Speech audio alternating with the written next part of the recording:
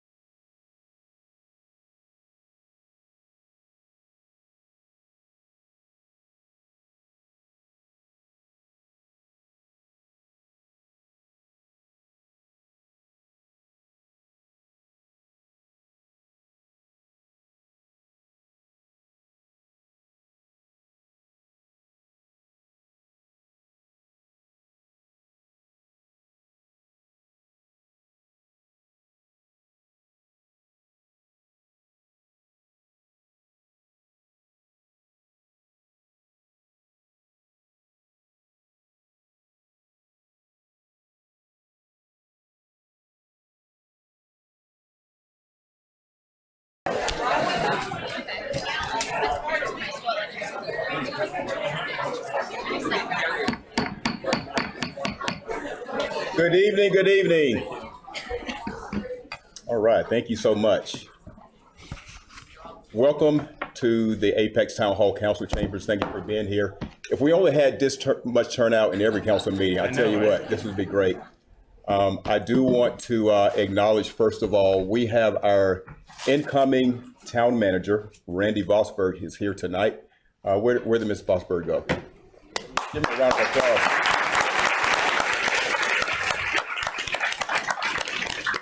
And you can't bother him until April 15th, so he's not official yet, so we're getting there. So I'll go ahead and officially call the meeting to order. And before we move into our business, as part of our invocation, I want to provide some information. On the morning of March 25th, our community experienced a tragic event of domestic violence, which resulted in the death of a beloved community member. We're going to take a time of reflection, remembrance, and most importantly, to honor a beloved community member, Felicia Barbie Battle. She was a native of Apex, a loving mother, family member, co-worker, and of course, a community member. We come together tonight to mourn the loss of Felicia, signifying to her family, Felicia's memory continues to illuminate bright in our community. Domestic violence must be eradicated from our community. And I just want to thank the members of the Apex Police Department for all the work they do every day in this effort. So tonight, we're going to honor the family, and I ask you to join me in supporting them as we will light a candle to remember Miss Barbie Battle.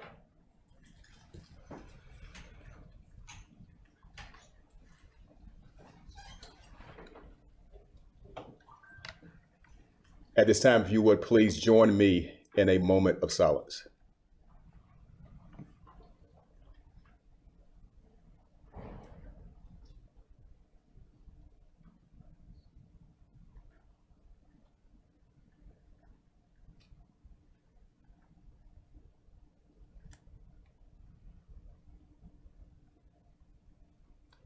I will now ask the pastor of Apex Baptist Church and also chaplain for Apex Police Department, Pastor Kevin O'Brien, if he would come and deliver a prayer.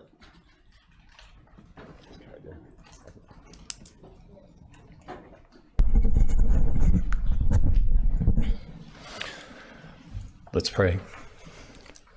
Heavenly Father, we are grateful for the gift of this day. We're grateful for this wonderful opportunity to come together this evening and celebrate our community and those who serve in it. But there's also a heaviness here tonight as well, Lord. In the last couple of months, Apex has been touched profoundly by tragedy, a darkness that has touched a community that you wouldn't expect to experience in a place such as this, but you are good and you are faithful. And your light has overcome that darkness, and you have stirred within the heart of this community the best in each and every one of us. And where tragedy has touched these lives, we have offered love and compassion, care, support, and prayer. And so we celebrate, Lord, the fact that as a community, we are moved and motivated to do such things. I pray, Lord God, that you bless this time together here tonight, that everything that we do bless us and blesses us and brings glory to you. We love you, Lord God, and I lift this to you, this prayer to you, in the mighty name of my Lord and Savior, Jesus Christ. Amen. Thank you, Pastor O'Brien. Just also a note that the water tower on Hunter Street will be illuminated purple this evening in memory of Miss Barbie Battle, as, again, purple is a sign of mourning and also domestic violence awareness. And it was also her favorite color. All right. Thank you so much for joining us tonight in this effort. And if you would now, if you're willing and able, please stand and join us for the Pledge of Allegiance.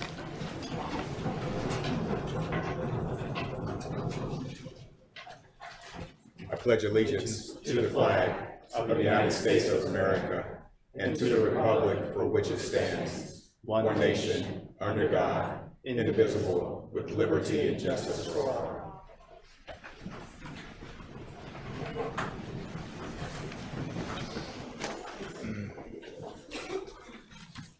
All right, we'll now move to our consent agenda items. All consent agenda items are considered routine to be enacted by one motion with the adoption of the consent agenda and without discussion. If a council member requests discussion of an item, the item may be removed from the consent agenda and considered separately. Is there a motion to approve the consent agenda as presented? Mr. Mayor, I'd like to request that we pull consent items 2 and 3 into new business tonight. Okay, consent items 2 and 3 to be moved to new business 1. I'm sorry, 2. All right, is there any additional? Motion to approve as amended. Motion to approve, Gray. Second, Killingsworth. All in favor, say aye. Aye. Opposed? All right, motion carries unanimously on that. So we'll move now to the presentation number 1. This will be 2023 Pavement Manager Report, presented tonight by Adam Stevenson, Transportation Engineer and Manager. Thank you, Mr. Stevenson. Mayor. So we bring to you tonight results from our most recent pavement condition survey and analysis. We conduct these every 3 years. Thank you. This work was completed by our consultant, Mott McDonald. They were selected from a group of 9 firms that provided statements of qualifications. So I know we've got a packed agenda tonight. We're going to try to be efficient with our time, I promise. I'm going to turn it over to Tracy Pilson with Mott McDonald.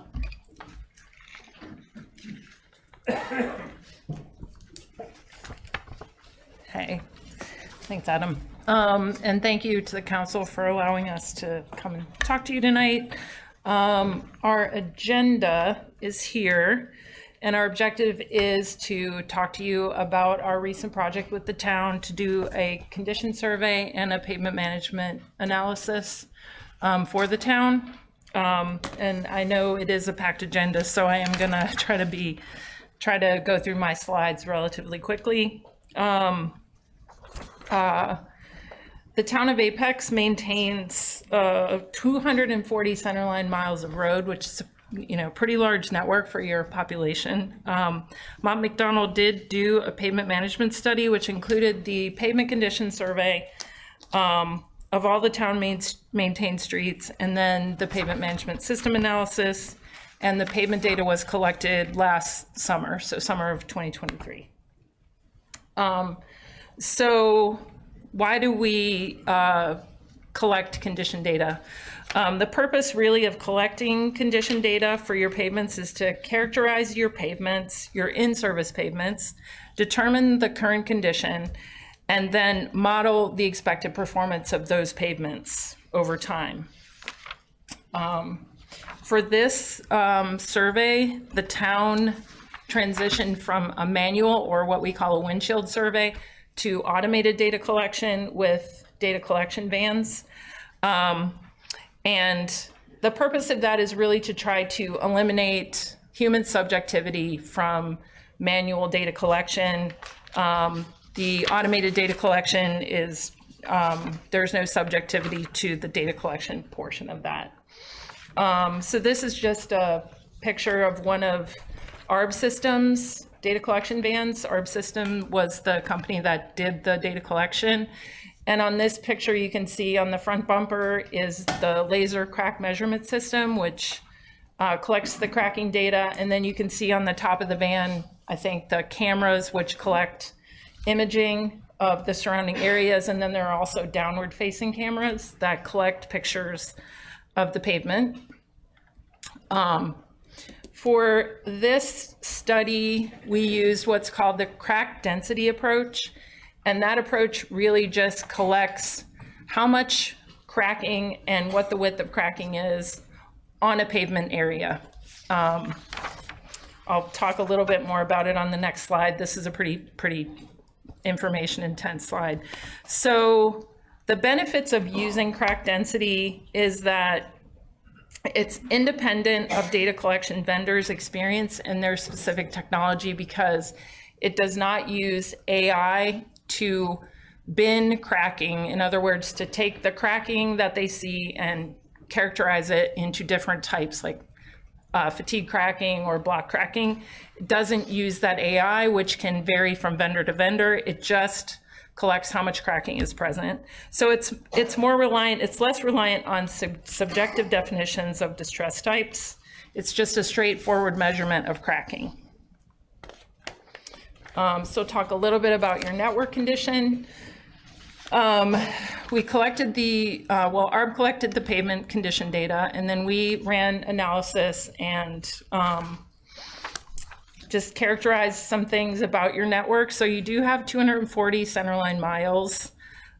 Your network condition, what we call the weighted average network condition, and that takes your PCI score, the pavement condition index score, and it weights it by the area. And for your network, it was 84.8, which is very, very good score. 80 is really a threshold for good pavement, so that's a really excellent score. The other metric to look at is the total asset value of your pavement network is $221 million or $222 million, and that we calculate that by taking the area of your network and calculating what the replacement cost would be. So that would be the replacement cost of your network. And then you take the remaining asset value is the value of your network in its current condition, which is a PCI of 84.8.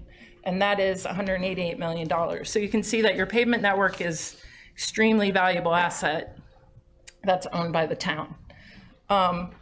This pie chart is a kind of a good way to visualize the condition of the network by showing the percent of the network that falls into each of these categories: very good, good, fair, poor, and very poor.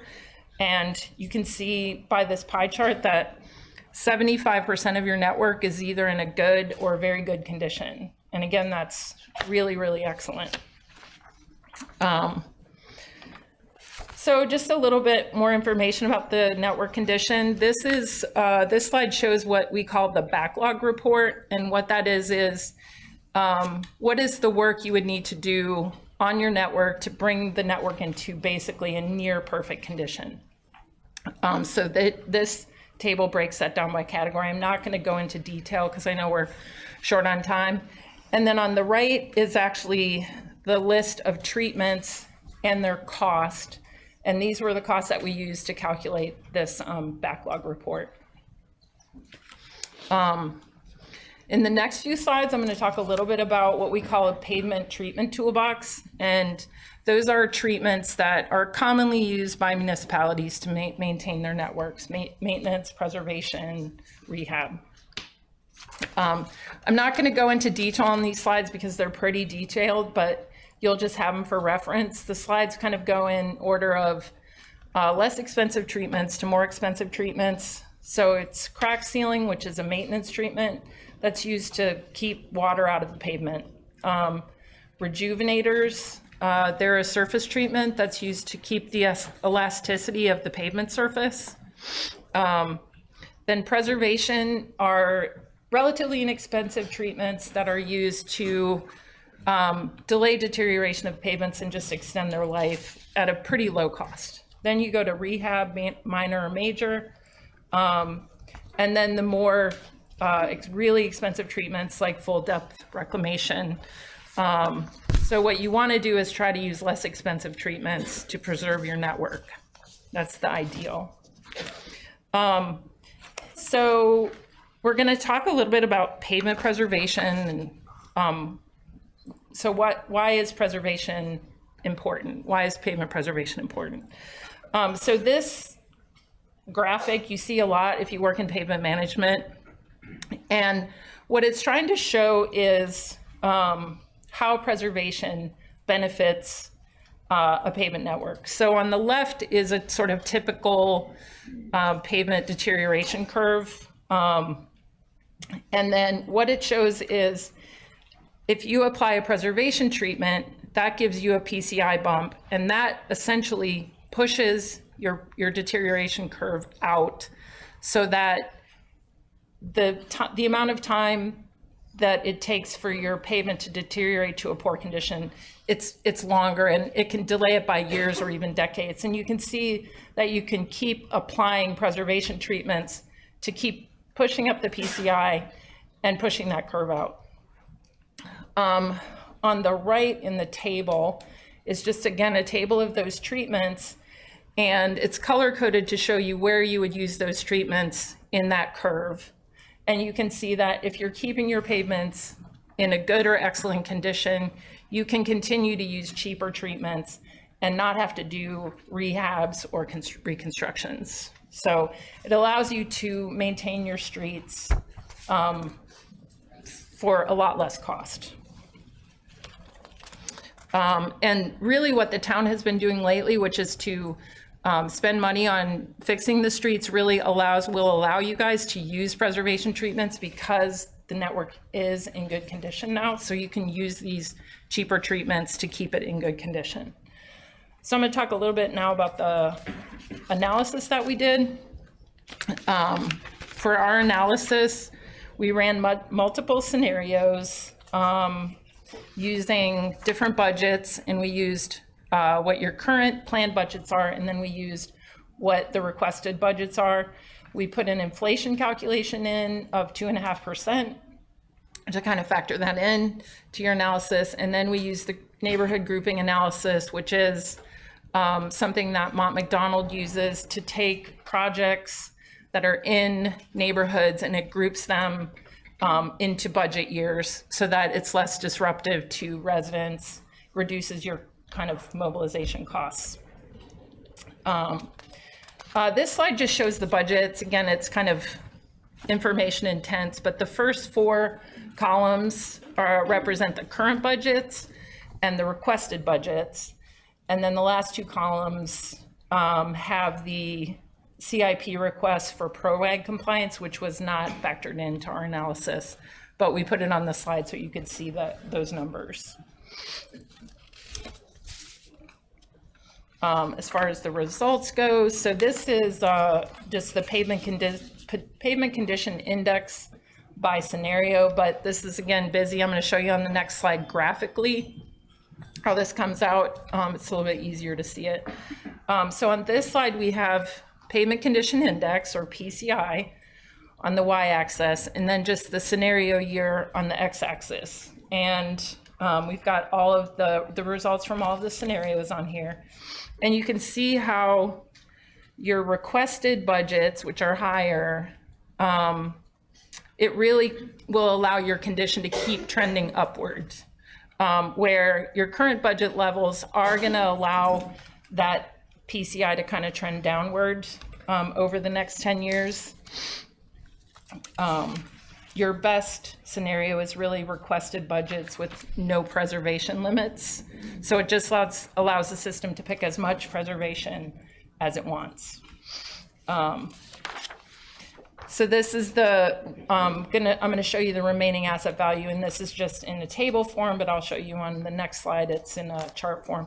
Oh, the one thing I did want to tell you is just to point out that the y-axis is not a 0 to 100 scale. We shortened the scale to get a little more granularity so you could see better the difference in the scenarios. So now we'll go to, this is remaining asset value on the y-axis, and the scenario year on the x-axis. And again, you can see where the requested budgets will keep your remaining asset value high. It will keep it increasing, where the current budgets will allow it to kind of start decreasing. So our conclusions and recommendations, the town's network continues to grow very quickly. We did your condition survey in 2020, and I think it's increased 15% in terms of lane miles since 2020, which is pretty significant. The network, again, is in quite good condition with a weighted PCI of 84.8. That is a 5.5 increase since the last survey. And that 5.5 increase represents about $12.2 million of value in the network. And that is really coming from your bond money that you guys were able to spend, your transportation bond money to invest in the streets. You know, you got a big increase in your condition. Some other recommendations would be the town would greatly benefit from using preservation. Good roads cost less to maintain since you can use those less expensive treatments to keep them in good condition. Allowing the streets to deteriorate to poor condition will require more expensive treatments to restore that condition back up to where you are now. The town is really to be commended for the investment they've made in the street network. And now it's just really important to preserve that investment going forward. That additional funding will help preserve and maintain the previous investments that were made through your 2021 Streets and Sidewalks Bond. I think I'm going to turn it over to Adam now.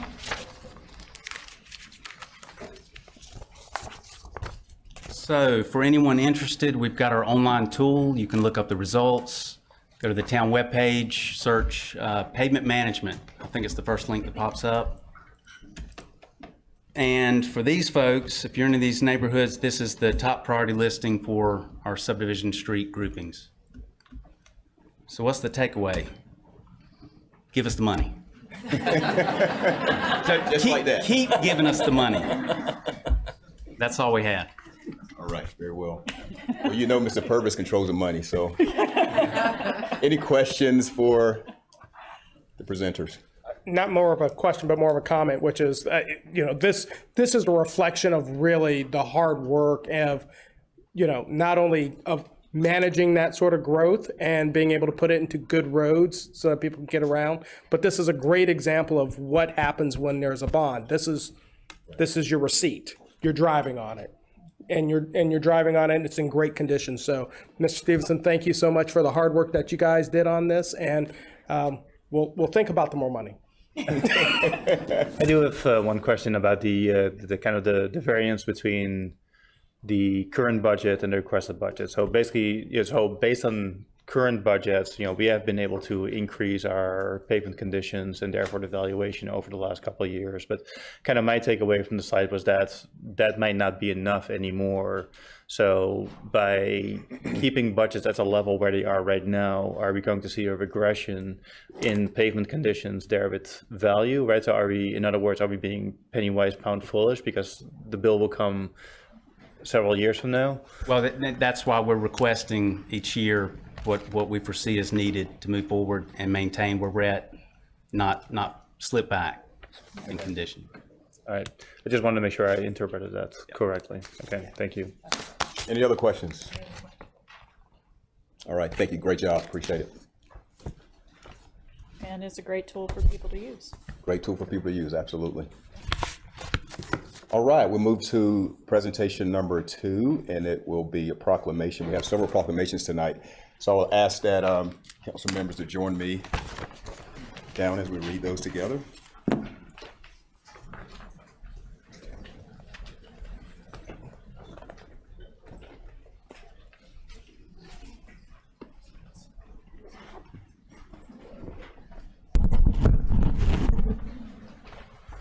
Okay, the first proclamation we have tonight is Child Abuse Prevention Month, and individuals receiving the proclamation tonight would be Jocelyn Williams, Karen Morant, Sandy Wyndham, Allison Thompson, and Kelly McNeil Wilhelm. If y'all would just hold your positions right now, we'll read it, and then we'll invite all of you up to receive the proclamation. So thank you.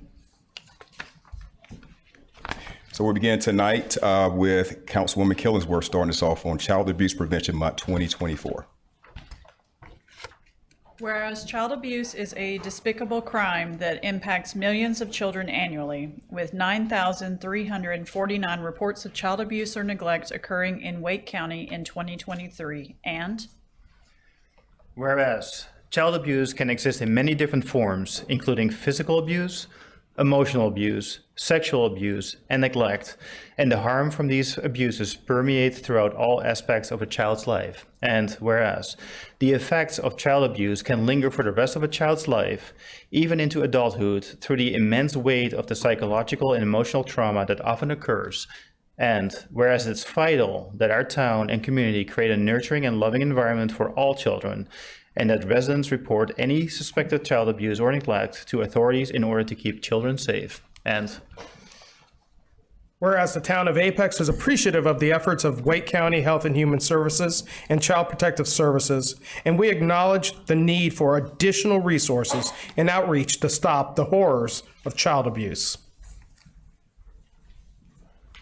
Now, therefore, I, Jacques K. Gilbert, Mayor of Apex, North Carolina, do hereby proclaim the month of April 2024 as Child Abuse Prevention Month in the town of Apex, and call upon all members of the Apex community to do their part in helping to identify, report, and prevent child abuse in our town, signed on this 9th day of April 2024. So if you all would come up and receive the proclamation. Thank you.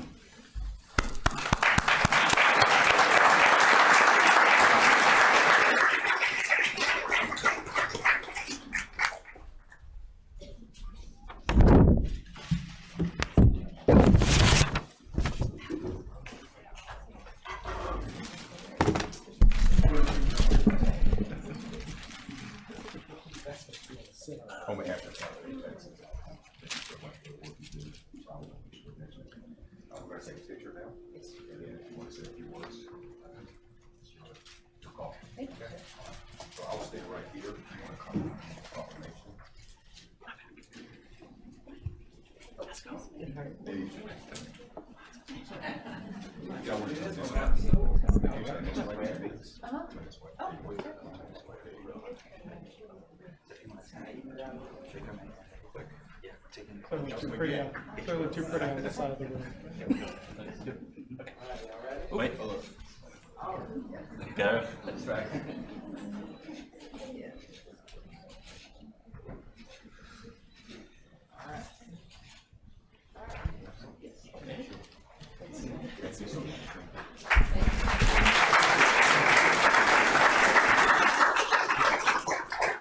Good evening. I'm Karen Holmes Moran, the Regional Director of Wake County Health and Human Services, serving Apex, Cary, and Mooresville, where our service center is currently located on James Jackson Avenue in Cary.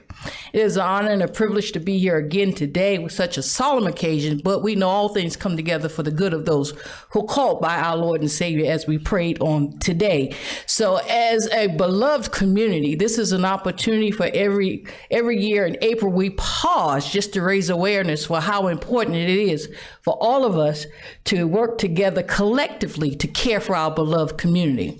I'd like to thank you for, again, Mayor, Council, and staff for your continued partnership as we look and seek throughout this entire region across the county to ensure that everyone has an opportunity for a healthy and safe community and home. So again, thank you, and God bless you.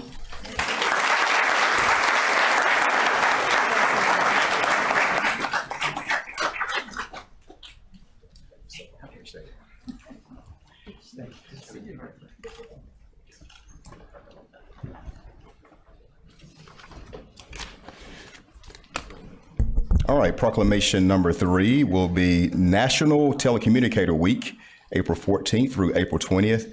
And as you can tell, this is the safest building in Apex right now. We have many members of the department here. It's great. So we have a proclamation, and we will start tonight with the reading. It's Councilman Gray. Mayor Pro Tem Gray. Kicking off National Telecommunicators Week 2024. Whereas every day, Apex's public safety telecommunications receives an average of over 100 911 calls, many of which require immediate response of officers, firefighters, and emergency medical personnel.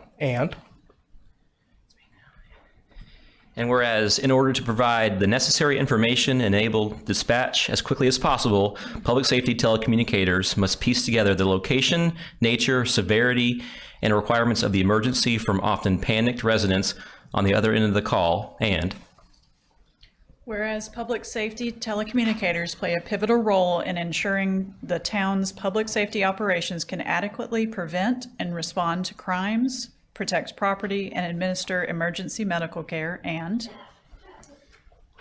Whereas the town acknowledges that public safety telecommunicators are first responders, as their calm demeanor and swift action are often the keys to saving lives.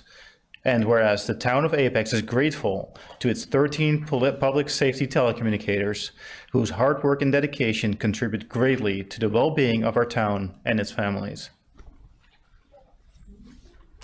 Now, therefore, I, Jacques Gilbert, Mayor of Apex, North Carolina, do hereby proclaim the week of April 14th through April 20th, 2024, National Telecommunicator Week in the town of Apex, and encourage all residents to join me in saying to our public safety telecommunicators what we could never tell them enough.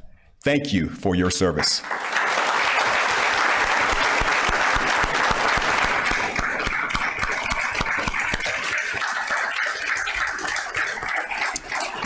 All right, joining us is Chief Armstrong and the whole crew, so come on up.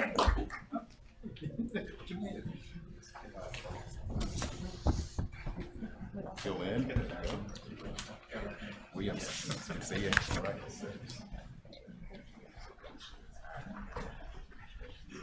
On behalf of us, thank you so much for your leadership. Provide service to our community, communicators. It's a tough job. I remember trying it one time, it didn't work out. All right, I'm gonna stay up. You remember that also?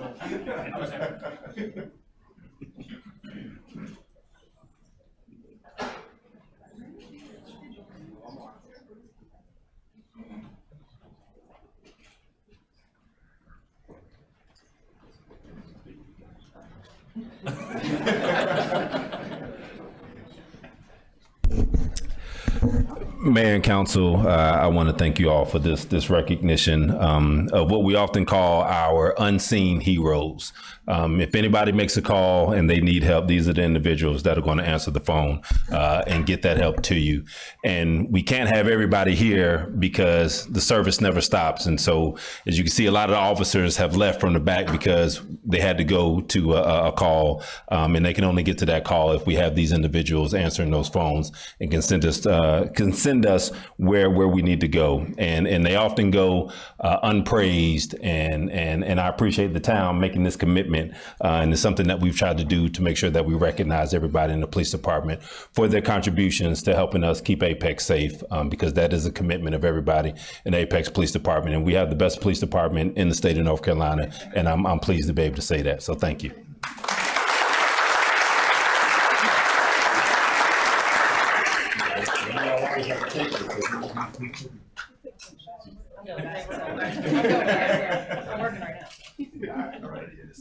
Thank you, sir. Appreciate that.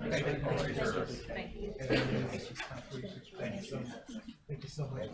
Appreciate you.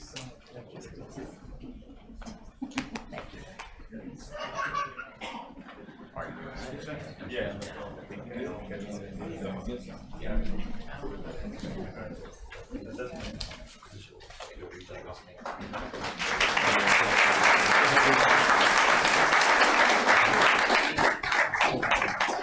Chief, if I may, all due respect, I do want to make one correction. You said the best police department in the state is the nation, sir.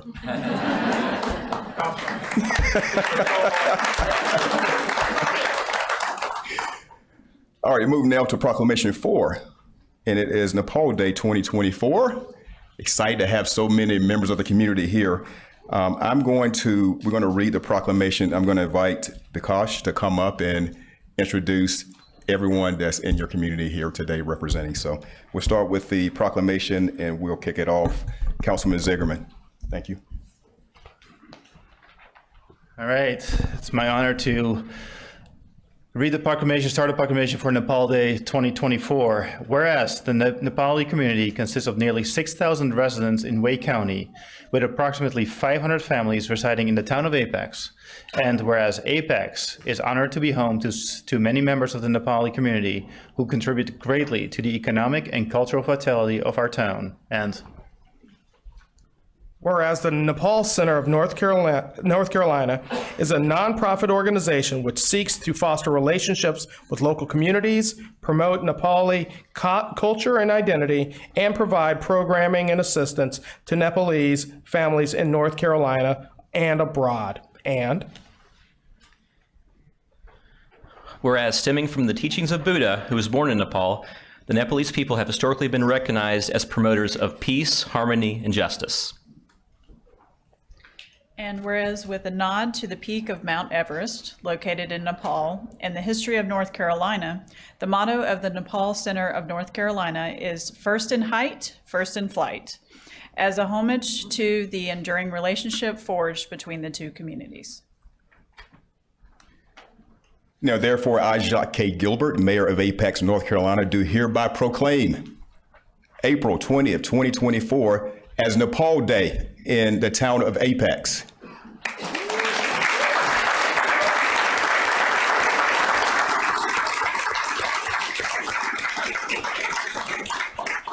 And commit to continuing to strengthen the bond between the Nepali community and the town of Apex. Signed this 9th day of April 2024. So Vikas, if you would come on up and introduce.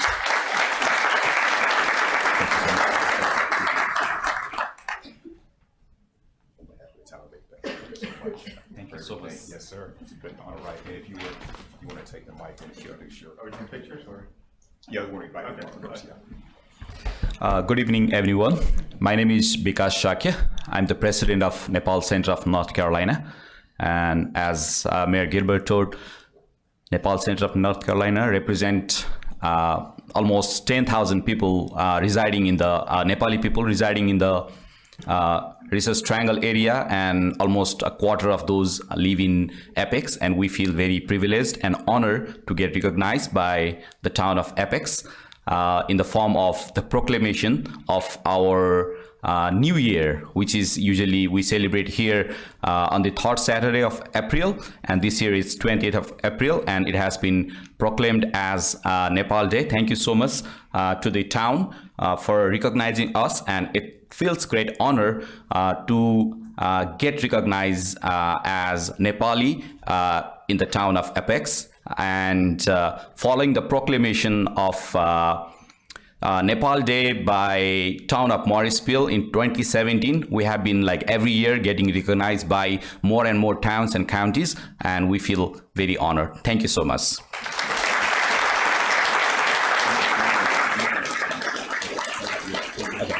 So we have a lot of folks from Nepali community here. I would like to call them here to join us and have pictures with the town council members.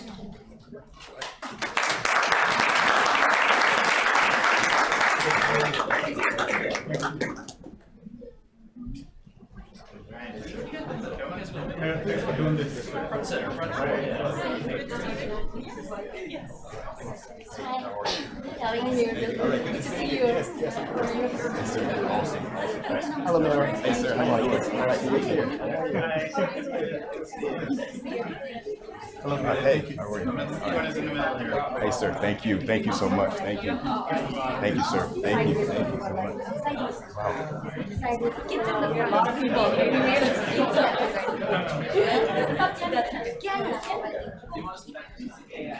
Yeah, let's have everybody move forward one step off the wall, and then let's bring some people in the back over here. Oh, no. You gotta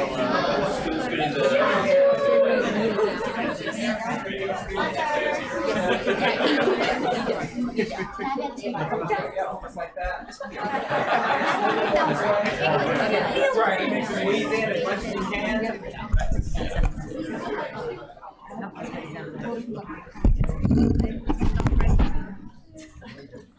You can get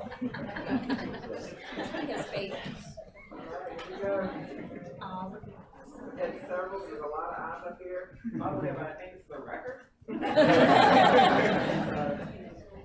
got 3, 2, 1.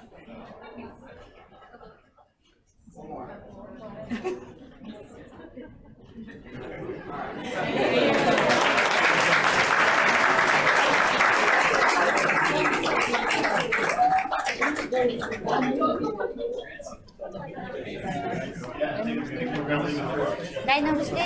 Namaste, Manoj Kijo.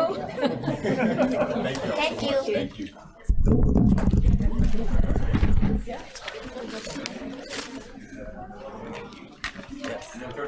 No, you're good.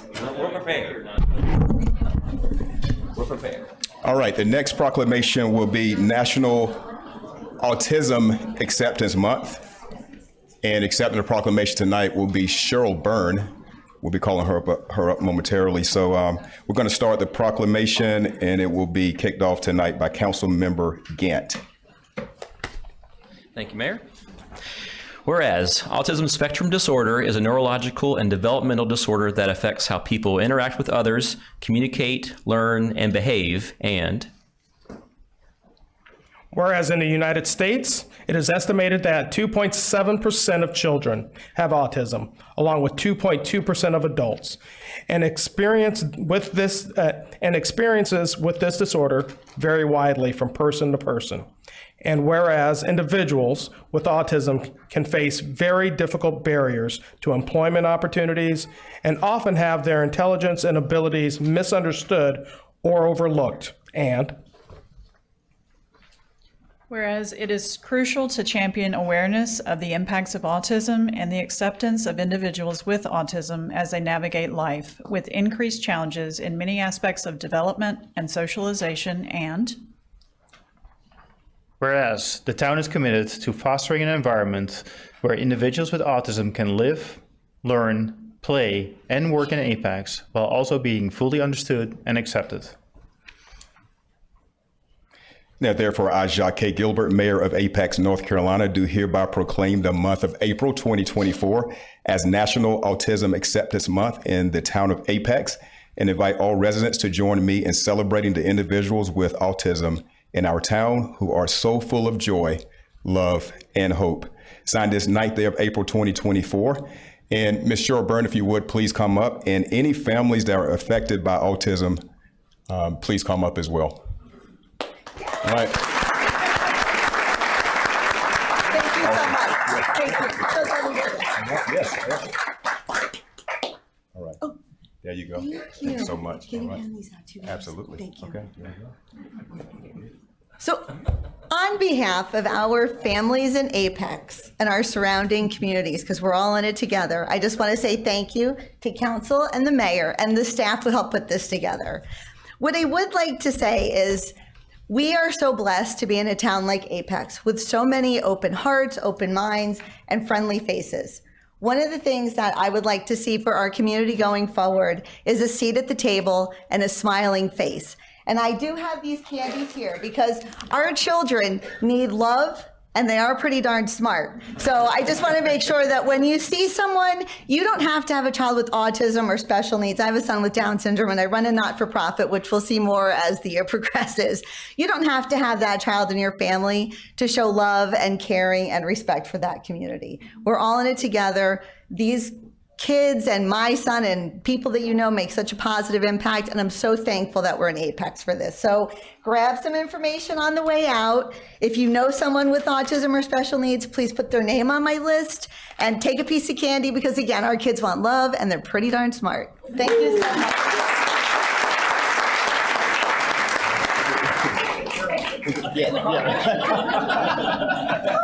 The picture and the frame. Get the proclamation. And the candy, thank you. Great job. Great job. Thank you for everything.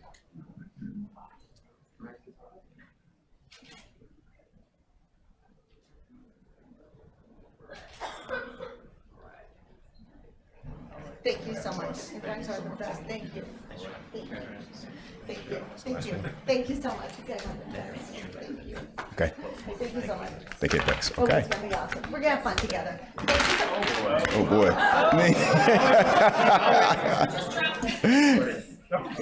Getting your kids. There you go. You just take those. Go ahead. Hoping you would say that. All right, well done, everyone. Well done. Okay, we move now to Think Apex Awards tonight. Yes, get excited. Think Apex. Our wonderful Economic Development Department, Barbara Balisic will be coming up to kick us off. So, Ms. Balisic.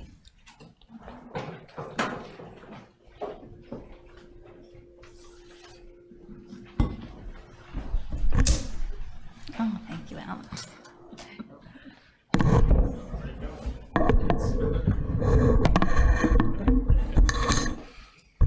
Thank you so much. Hello, everyone.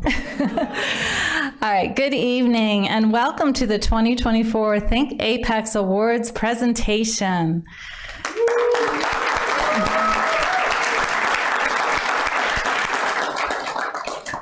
Think Apex was created in 2014 as an initiative to encourage a local mindset by all parts of the Apex community, including businesses, residents, and visitors.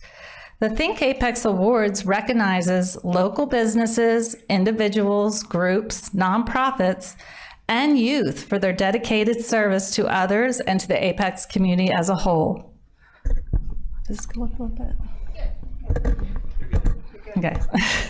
Nominations were received through a public online application process, and winners were selected by previous Think Apex Award recipients from the past 3 years.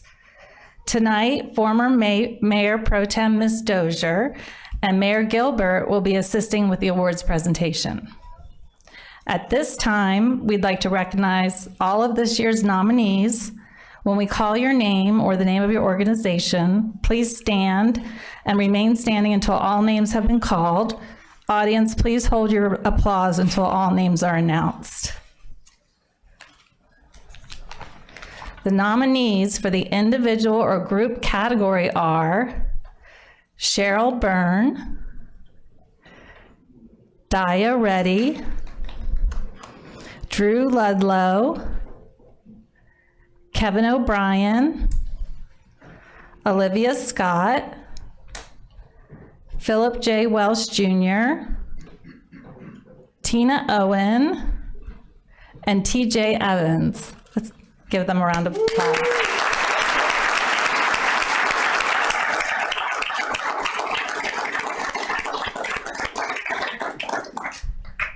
The nominees for the business category are, and you can stand as well, Cambridge Village of Apex, Charlie Madeline of Faith and Fashion Boutique, First Bank Apex, Fred Astaire Dance Studio Apex, Loon Spark Creativity Center,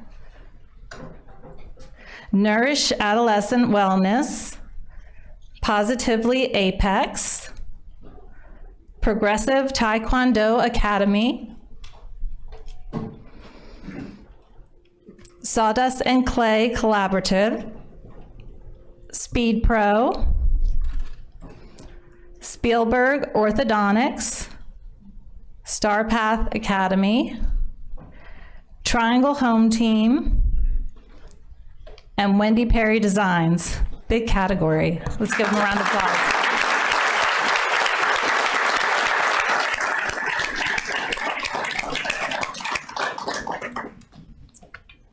The nominees for the nonprofit category are Advanced Community Health,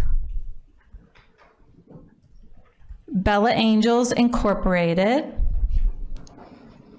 PFLAG Apex, and Shield, North Carolina.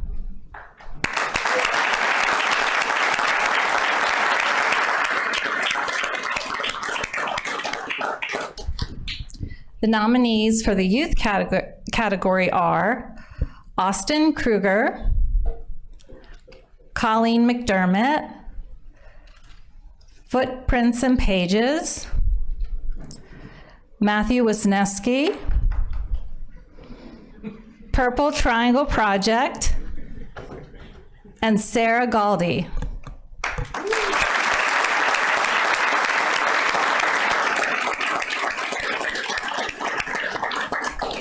Okay, you can all be seated. Thank you. We will now recognize the honorable mention and top thinker for each category.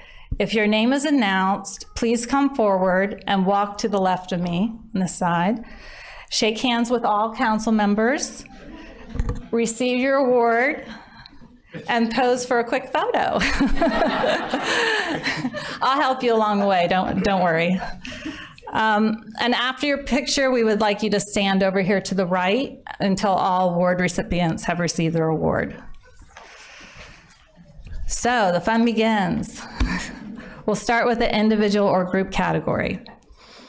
The honorable mention in the individual or group category has extensive community involvement, spanning leadership roles in various organizations and mentoring positions, showcasing her dedication to Apex.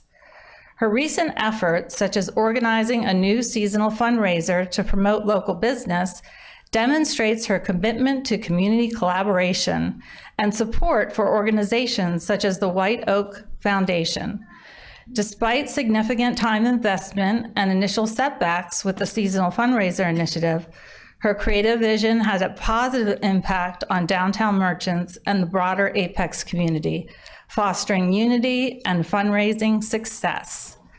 The honorable mention in the individual or group category goes to Olivia Scott.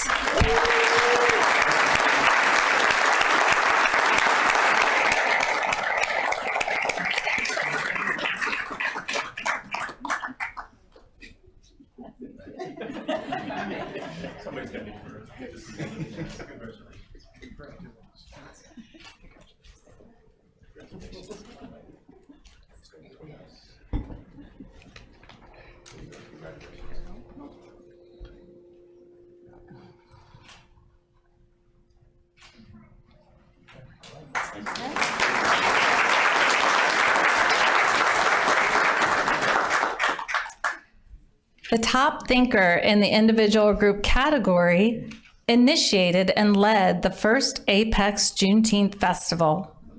Due to his leadership, this festival is now a town tradition, as shown by its enormous growth this past year. The event fills a gap in honoring the holiday and raises awareness about Juneteenth, previously overlooked in Apex despite official recognition. This individual's ongoing dedication to the festival has had a direct impact on the Black and Brown community, encouraging gratitude and understanding within the broader Apex community. The top thinker in the individual or category or group category goes to TJ Evans.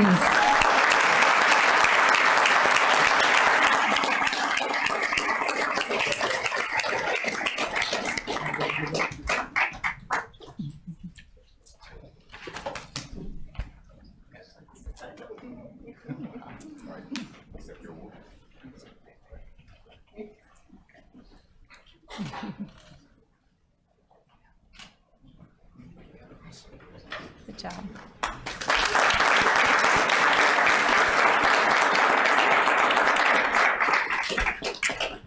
Okay, now onto the business category.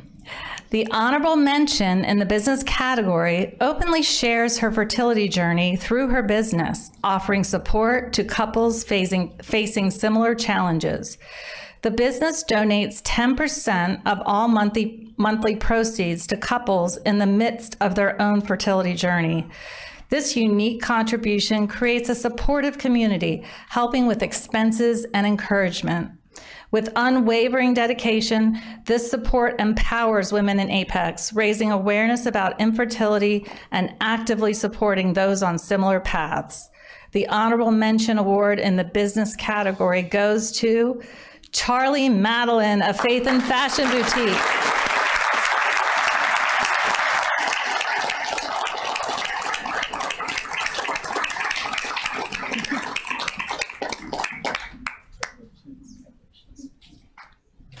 Thanks for all that you do.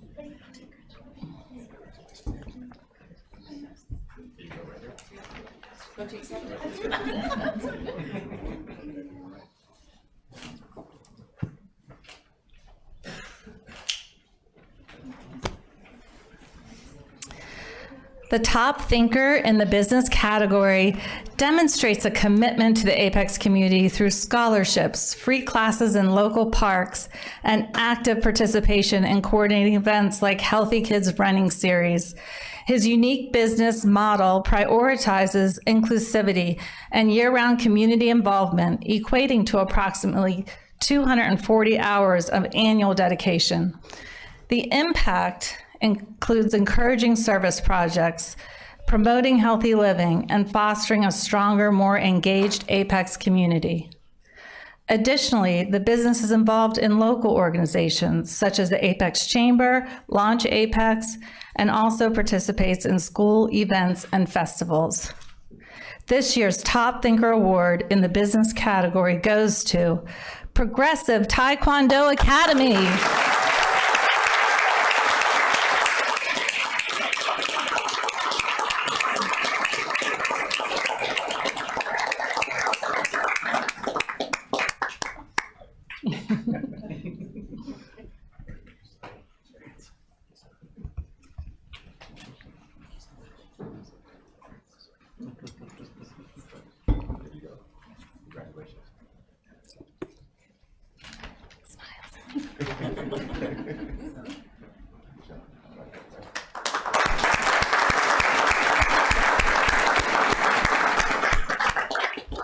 Now moving on to the nonprofit category. The honorable mention in the nonprofit category organizes a free holiday store for families in need, collecting donations and offering family sponsorships for holiday support. Their unique approach involves an Apex neighborhood, matching families in need with sponsoring families who fulfill their specific requests. This substantial undertaking requires months of preparation involving many residents and local organizations, and has a direct impact on the Apex community by providing holiday gifts and needed items, fostering community well-being. The honorable mention in the nonprofit category goes to Bella Angels Incorporated.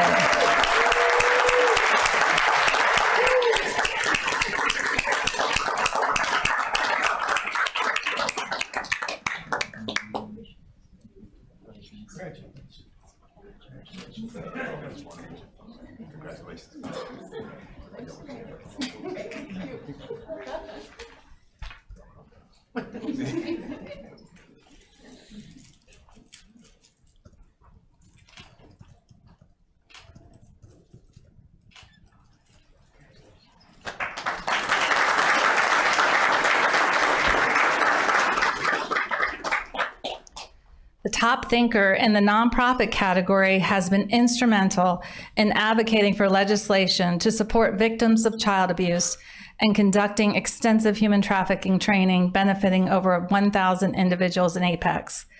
They initiated the collaboration of the Faith Alliance and service groups, uniting community leaders to address local issues. Their dedication is evident through their Human Trafficking Prevention Awareness Month in Apex and their partnership with Wake County Foster Care System. Their continuous efforts, along with their community involvement, demonstrate commitment to combating human trafficking and raising awareness in the Apex community. The top thinker in the nonprofit category goes to Shield, North Carolina.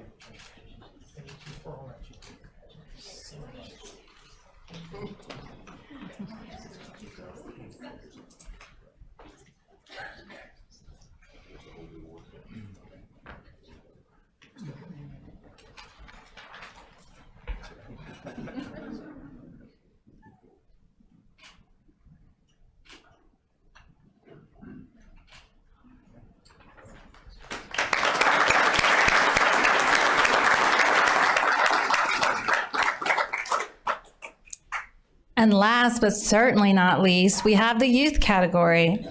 The honorable mention in the youth category is committed to community service in multiple organizations, including the Young Men's Service League, Project Unify, and the Key Club at Apex Friendship High School. His impact in Apex is tangible, from organizing a successful food drive for Western Wake Crisis Ministry to fostering inclusivity and acceptance for special needs students through Project Unify. His involvement in various local organizations, home repair projects, and mentorship programs demonstrates his dedication to serving the community and inspiring others to get involved. The honorable mention in the youth category goes to Austin Kruger.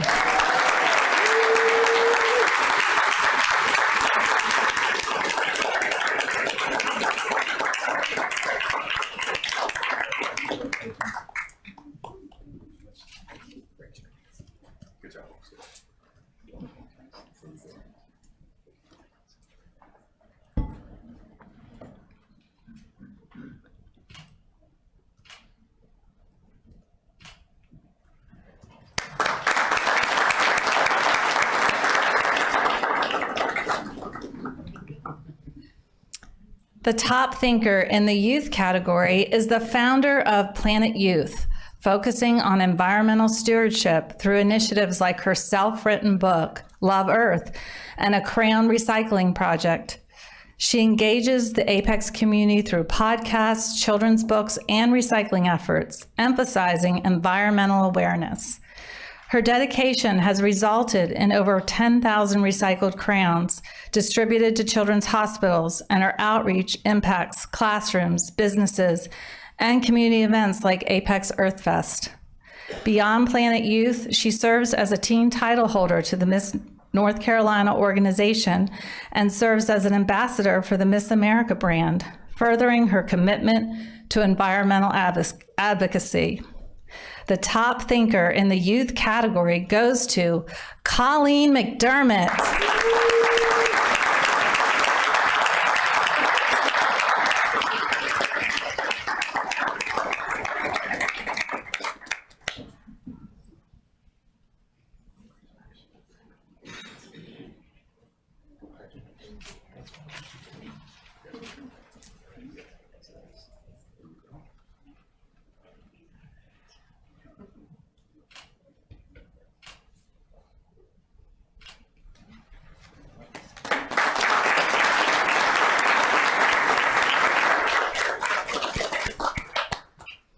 On behalf of the town of Apex, thank you all for coming tonight.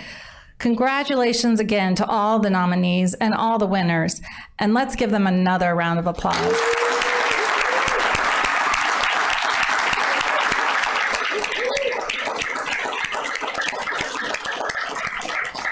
In closing, let me encourage everyone here tonight to foster a local mindset, to support and invest in the local and unique aspects of our community, and to enjoy our town and each other. Thank you for coming.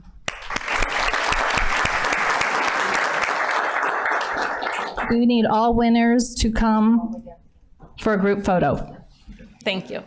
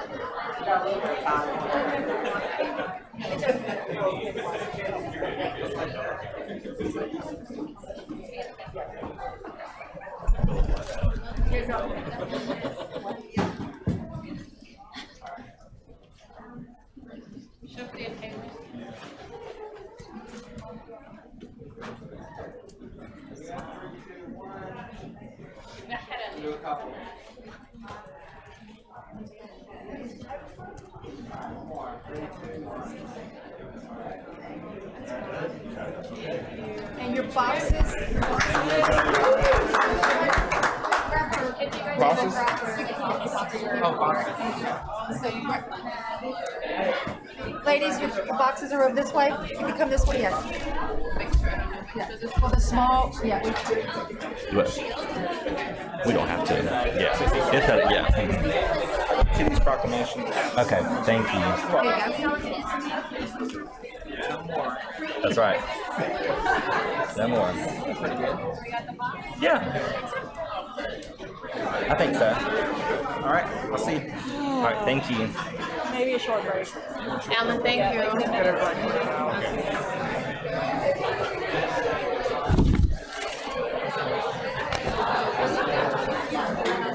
you.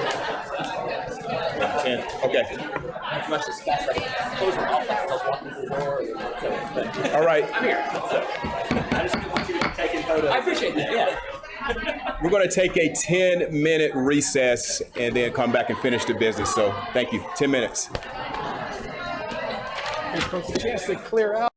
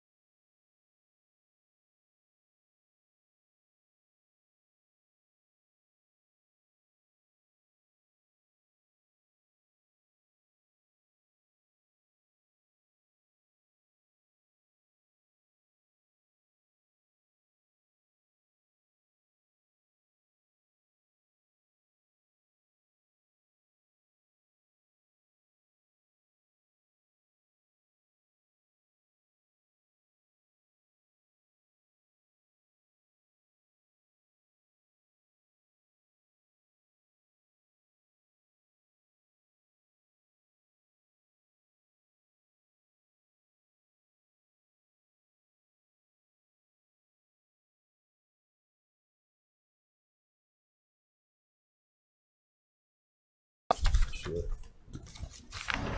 All right, good. All right, everyone, thank you so much for that. We'll get back into business and we'll set the regular meeting agenda at this time. So is there a motion to set the meeting agenda as presented? So moved. All right. All right, Mayor Pro Tem? I'll second. Second. Zigerman, all in favor say aye. Aye. Opposed? All right, meeting agenda is set. We'll move now to public forum. This is opportunity for the public to present any type of concerns to council members. Keep in mind, you do have 3 minutes unless you're representing a group of 4 or more, and you will be provided 9 minutes. So please follow the series of lights on the podium at red. Please wrap up your comments. So we'll begin tonight. The first speaker, Beth Bland. And if you would, when you come up, please give us your full name and address. Thank you. How are you? Beth Bushman Bland. I live at 3724 Friendship Road. I just wanted to tell you I felt the town planning staff did well in their presentation of the Apex Western Big Branch area plan, the 2045 area plan. It was also nice to see a lot of you there and a lot of the staff there, to answer questions and to go over everything. I do have to say that unfortunately, none of the 3 options that were presented works for anything in our neighborhood. So we are Kilcastle Farm, which is 4 residential properties and a barn property that has 15-stall horse barn.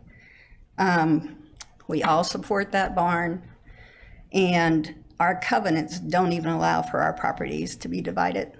So, and our covenants do not expire. I know I've told a number of you that already, but I just wanted to make sure that I said it here also. 2 of the scenarios show a connector road from Bosco Road going through our neighborhood to connect to Friendship Road. And they also show our properties being designated as light industrial or commercial use. The 3rd option shows us as rural transition density, 1 house per acre, which doesn't work when our covenants don't allow for our properties to be divided. So we, as Kilcastle Farm neighborhood, have sent our survey back as a collective group, rejecting the 3 scenarios and asking to remain rural. I also wanted to point out that Kilcastle Farm is not within the town of Apex limits, and we're not in your ETJ. So we are Wake County. And as an almost 40-year resident, my hope is that some of the Apex that many of us moved here for, which is rural, which, is land, being able to be out in what I consider to be, the country, but close to a town, can remain and will survive. So I'm interested in how the surveys and what will be put out. So I'll look forward to that. Thank you. Thank you so much for coming out tonight to speak. Cynthia.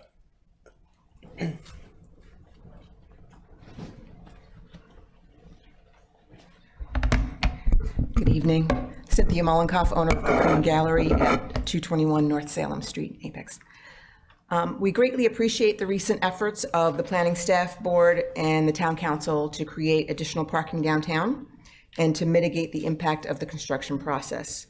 And we are grateful that our voices have been heard with regard to that mitigation.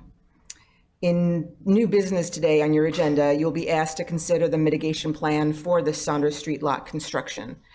Assuming that the recommendations to the council are, as were discussed in the meeting on March 18th, the downtown business owners ask that you listen to the staff, who has listened to the people, and approve their recommendations for mitigations, including the delayed start of the Saunders Street lot construction for after the holiday season of 2024.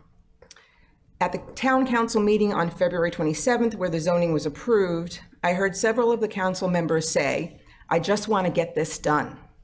Well, guess what? It's not about you.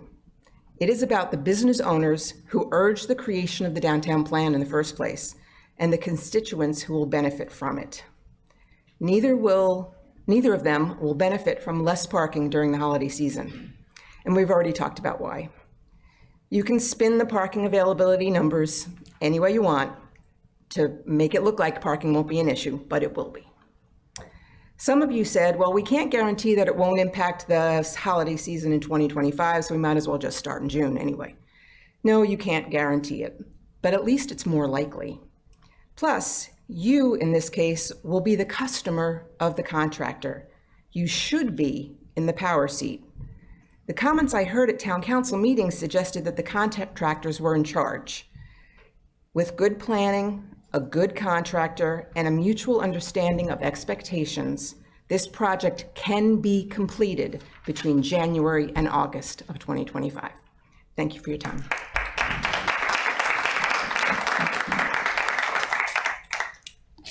Don Cozzolino.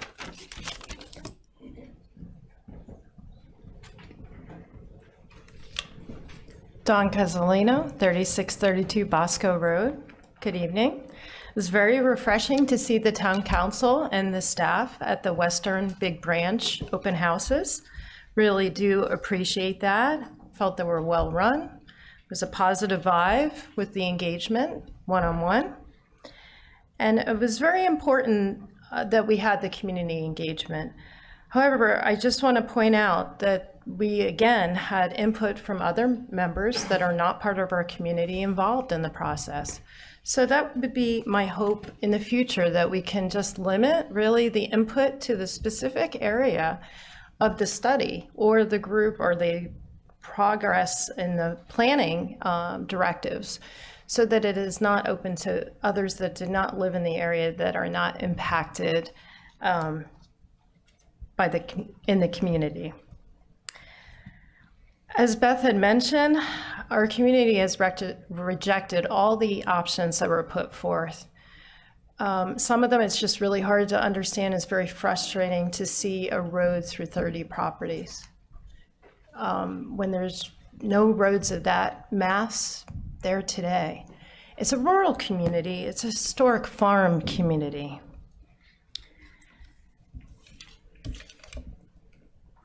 It seems that the three options are more following a city footprint. So this is very common for Apex to kind of use that same look and feel. But we are a rural community, and there needs to be a good transition between us and the bordering communities. We respect the environment, we respect our trees. We are a critical watershed. We have a lot of complementary businesses to the area: dog training, horse stables, training, wedding events, koi fish. Could list a dozen of those businesses contributing to the economy of North Carolina, as well as employing many different folks involved in the agricultural industry: farriers, vets, feed, you name it. So we are supporting it two ways. We're giving, and we're also supporting those that are supporting us. And we love our community. Our intentions by responding to the survey were to really show you that we want things to remain rural. We want to be a rural community. That's our identity, and that's what makes us very, very unique. Thank you very much. Thank you.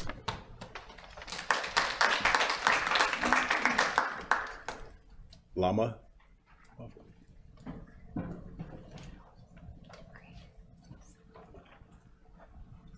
And it shows here you're speaking for 9 people?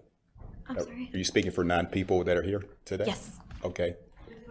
Yes, please. We had some people leave that in family. Okay, you're fine. 9 minutes, please. I think they're going to break up into 4.5 minutes each. Lama and Alexis. Okay, we're good. Thank you. Sure. Okay. Lama Wafa. I'm a Palestinian American and a proud member of the Party for Socialism and Liberation, PSL. I come before you with a heavy heart. We are in the 6th month of Israel's genocidal war on Gaza. Palestine may seem far away, it may seem unrelated to our lives in North Carolina, but But as we sit in relative safety here in Apex, a genocide is being financed in Gaza with billions of our tax dollars. As community members, we have to keep raising our voices and say not in our names and not with our tax dollars. Israel is acting in complete defiance of the International Court of Justice, which has ordered that Israel take immediate and effective measures to enable the provision of urgently needed basic services and humanitarian aid. Israel is enacting collective punishment on the entire population of Gaza, one of the hallmarks of genocide. Israel has mercilessly bombed hospitals, killing sick and injured people, cancer patients, the elderly, and newborn babies, along with their mothers. Israel has massacred lines of people who were waiting for food rations so their families didn't have to eat boiled grass at least one meal. Israel also killed humanitarian workers in a measure for flagrant that the Biden administration has started to change its tone with Israel. This is just a glimpse into the suffering inflicted upon the Palestinian people since the start of this war. Tens of thousands of Palestinians have been murdered, and more than 77,000 have been injured. Israel has shown no signs that it is going to stop. How much more of this do we need to witness before we say enough? In the words of Dr. Martin Luther King Jr., there comes a time when silence becomes betrayal. As Israel commits genocide, every moment of silence and complicity is another drop of blood in our hands. It is sinful for us to sit around and do nothing as Israel continues to commit atrocities. It is our duty as citizens of a country of plenty where we have a right to freedom of speech, and we have so many resources to use our platforms and whatever power we have to call for a ceasefire, to stop funding Israel's atrocities and demand an end to the colonial occupation of Palestine. This conflict did not begin on October 7th.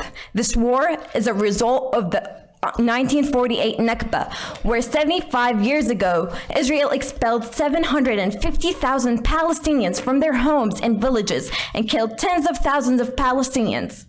This war is the result of 75 years of opposition, 75 years of a hellish apartheid system, and of almost 2 decades of siege, isolating Gazans from the world and depriving it of necessities like food, water, and medicine, in defiance of international law and of precedents set as Nuremberg after World War II. Israel is attempting to erase Palestine by committing genocide in full view of the world. Under these circumstances, calling for a ceasefire is the bare minimum. A ceasefire is only a humanitarian measure to end Israel's mass killing in Gaza.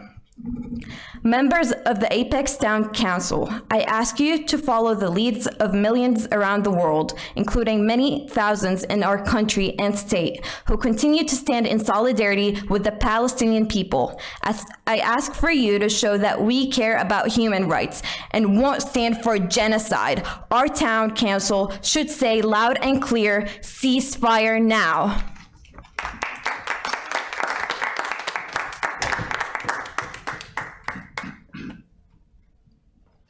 Before I start, one, can we be respectful for when people are talking, because I would like you to have your platform to speak.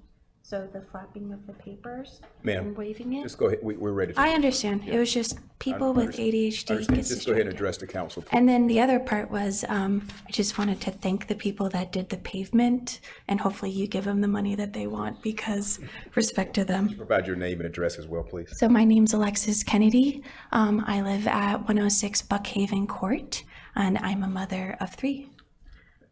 Good evening, council members. Tonight, I would like to talk to you about the things that I have learned about in the last 185 days. While I'm a scientist by profession, I have the heart of a historian. As a child, I would read deeply into history, always wondering why. Why would people not step in for what is right? I read into the 20th century genocides, Rwanda, Native Americans, my own people, the Mayans in Guatemala. Genocide in Bengal, India, during World War II, caused by the British. And then, of course, the genocide that all of us learned about, the Holocaust. And I thought, why did these go on for so long? Why did people allow 6 million, 7 million, 8 million, 9 million people to die? And I think it's because people didn't want to cause ripples. They want to put their heads down, do a good job, and keep their families safe. Our society has designed a self-survival. When you stand up to the government, you also have to stand up to family members, and it causes ripples. This causes fights internally, myself included. People don't want to break the status quo. It's easier to stay in your lane or ignore it because at least it's not happening to you. Or the hardest one, which is to acknowledge you actually have a heavy hand in these atrocities, indirectly or directly. We have to dig deep and think about how our lifestyle is built on the backs of oppression and slaughtering of people. And that's a really hard thing to think about. How do you make those right? And I think I've learned in these last 185 days that there is a way to make it right. That's by when you see another group being oppressed the way many of the people in this room's own family members were oppressed, if they were Irish, if they were Jewish, if they were Muslim, if they were African American, if they're Latin American. We all have a history of oppression. And the only way to right the wrongs of the world, past and present, is to protect the people that are being oppressed now, that are being murdered in their own homes, day in and day out, with the erasure of their culture. I am the daughter of 2 genocides and the product of a political coup. As a child, I would dream about how I could have saved my family or rescued the ones lost in mass murder. But that's all I can do is dream. But here now, I can be part of a movement that saves the lives of Palestine and other countries like the Congo and Sudan. Every person has their piece in this complex puzzle called the world. And here in Apex, ours starts with supporting a permanent ceasefire in Palestine, putting humanity first, rehumanize the lives that have been dehumanized. People are not numbers.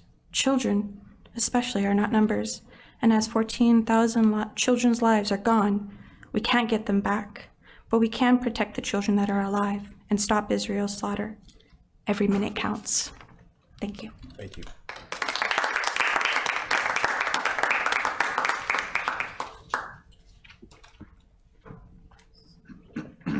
Phil Welch.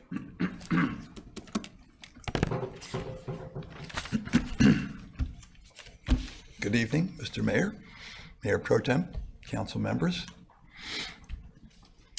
My name is Phil Welch and I live at 1471 Big Leaf Loop in Apex. First, I thank you for responding to my request a year ago to support Apex's first home repair fair. Some of you helped spread the word in our neighborhoods. Many of you showed up in person at the fair. Your support definitely made the difference. This year, the Community Development and Neighborhood Connections Department is organizing Apex's first full-scale housing fair. Its purpose is to provide existing and aspiring community members with the opportunity to learn about all things related to housing, such as preparing for home ownership, available resources for first-time home buyers, affordable rental housing options, home rehabilitation programs, housing policy, fair housing, homelessness prevention, and more. Participating providers will include Rebuilding Together the Triangle, Resources for Seniors, North Carolina Housing Finance Agency, Wake County's Housing Affordability and Community Revitalization Department, the Town of Apex, Habitat Wake, and many more, about 30 in all. There will be new activities this year as part of Think Apex Day, which is the same day. Volunteers can participate in a supervised project doing minor home repairs in the Apex community under the direction of our partner, Rebuilding Together the Triangle. Also, workshops will be presented on preparing for home ownership by the Truist Bank and fair housing and tenants' rights presented by the North Carolina Human Relations Commission. The housing fair will be held on Saturday, April 27th from 9 a.m. to 1 p.m. in our beautiful senior center. Once again, I ask for your help in publicizing this community-wide event, and please consider stopping by that morning to learn about various housing assistance programs available to our residents. Together, we can help ensure that the peak of good living begins with the opportunity for all of our residents and essential workers to have their choice of a variety of safe, good quality homes that cost less than a third of their household incomes. Thank you.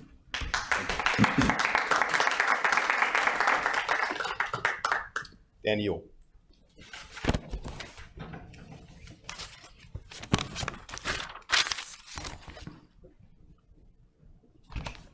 You want to give them this before I start? Okay. Hello guys, my name is Daniel Kahana. I'm coming here from Durham because of the lies that been said. As you can see in the graph over here, this is the genocide that happened in Rwanda. The number go down. Over here, this is the genocide that happened right now for the Muslim in China. The number go down. This is the Jews. They never come back to the number pre-World War II. To say that those numbers over here, when you see the Arabs in Judea and Samaria, Gaza Strip, and in Israel, because we have 2 million Israeli Arabs, increase their number by 5 times, it's not a genocide, guys. This is a lie. This is just a pressure that they go into city council in order to pressure Israel to stop the war against Hamas, because Hamas started a war on October 7 that he put his end to it. So they go 5 times more. Even if you believe the number of Hamas-run administrative of health, okay, which is 32,000, they was right about the numbers, which is clearly fabricate the number, the ratio of terrorists versus civilians is 1 to 1.5. This is the lowest ratio in warfare in modern. Okay, we're talking in an urban area, 1 to 1.5. This is the lowest record, better than Afghanistan, better than Iraq. So one thing you will not hear from those people, the word peace. Those people represent the approach of the Palestinian groups of terror, which they have the opportunity after opportunity to create peace in the Middle East. All of those ones, they said no to. All of those. Instead, they go ahead and put a price tag on my head and my Jewish family. Every people that they kill, they pay by the months that Israel give them, or years of penalty in the prison. They pay attribute for the death of my people. And it's time to say this. Jews, as our name suggested, come from Judea. It's in the Quran, in the New Testimony, in the Old Bible. We come from Israel. It's a place in Israel, Judea. Those people that come over here and says that we are not native, this is far from the truth. These are the citizens of Gaza. I put over here a QR code for you guys to see that yourself. They are demanding that Hamas will leave them. Video after video, you can see them beg about Hamas to leave them. Why? Because it's still their humanitarian aid. He gives it to the terrorists first, then he sells it in the black market to make more money on the poor people. The leaders of Hamas sit in Qatar with $11 billion. You want to tell me that with $11 billion you cannot create society? No, they can. There is a better future for the Middle East, and it's not with Hamas. Thank you very much, guys.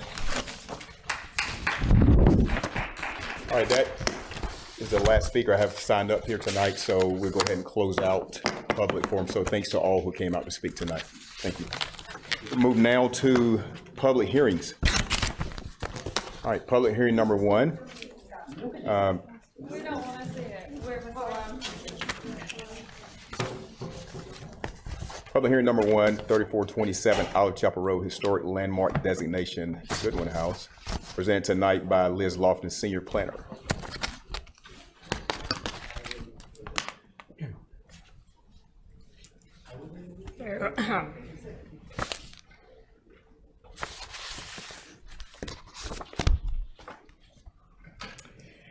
Good evening. I'm excited to present which will hopefully be our 16th historic landmark property in the town of Apex.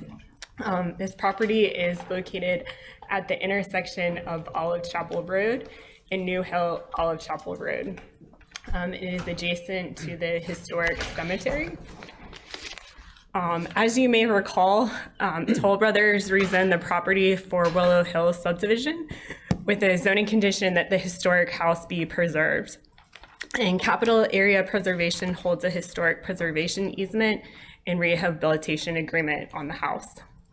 The house was likely built around 1940.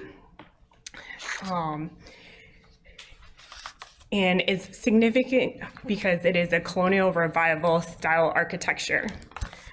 The applicant is requesting that the Goodwin House be declared an Apex Historic Landmark, and at the March 12th meeting of the Wake County Historic Preservation Committee, they unanimously recommended that Apex designate this as an Apex Historic Landmark and adopted the associated ordinance. Becoming a landmark property designation means the community recognizes the house as an important historic resource worthy of preservation, and any substantial exterior design changes to its designation are subject to the Wake County Historic Preservation Commission. The property owner is here, and Capital Area Preservation is also here for any questions. All right, thank you. How you doing tonight? Good. How are you? All right, man. Good evening, Mayor, Council. I'm Jeremy Brad. I'm the Preservation Specialist with Castleberry Area Preservation. I'll give you a little more historical background in depth because a lot of research and work went into this report, of which the town is a partner in this report to help with the Wake County Historic Preservation Commission. So thank you for that on behalf of the Wake County Historic Preservation Commission. As Liz mentioned, does it have some of my presentation in here? No? Okay, I'll just give you a little bit of history then. So the house does face on the north side of Olive Chapel, and it's associated with two obviously very important families in the Apex area. You have the Goodwin family and the Olive family. Just a few years ago, you designated the Ozzie Thomas Olive house, which is a little further down. Nellie Olive actually grew up in that house. She was the son of Ozzie Thomas Olive. So if you know that house, that was designated a few years ago. It's connected to this one. This one was built, as Liz mentioned, between 1938 and 1940.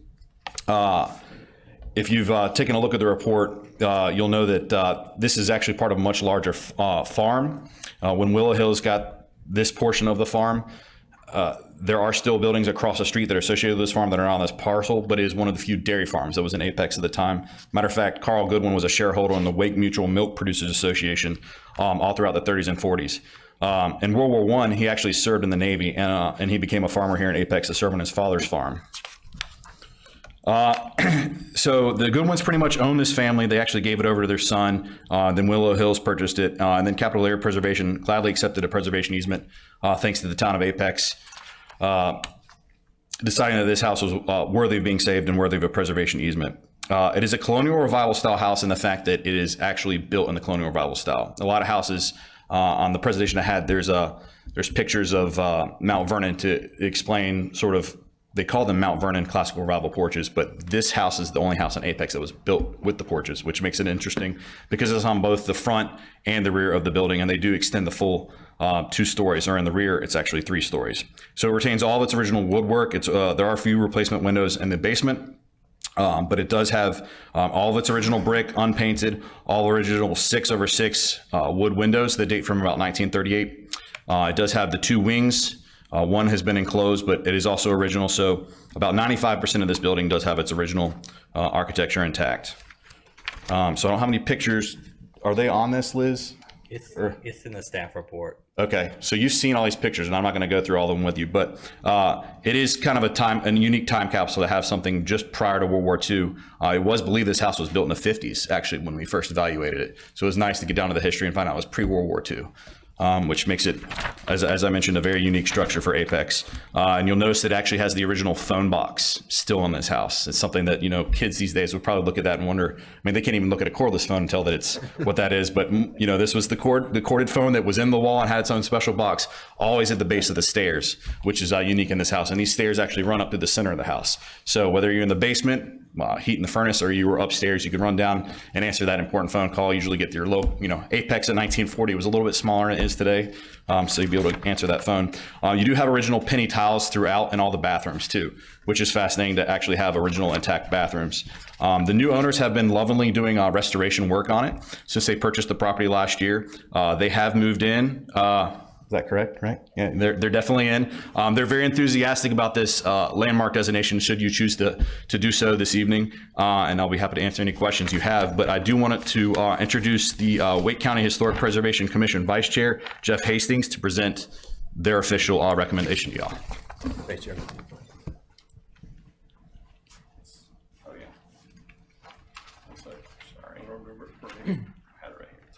Sorry, I don't remember it verbatim, so. It's all right. Come on, Jeff. I'm sorry. Thank you, Mayor and Town Council. One more tidbit.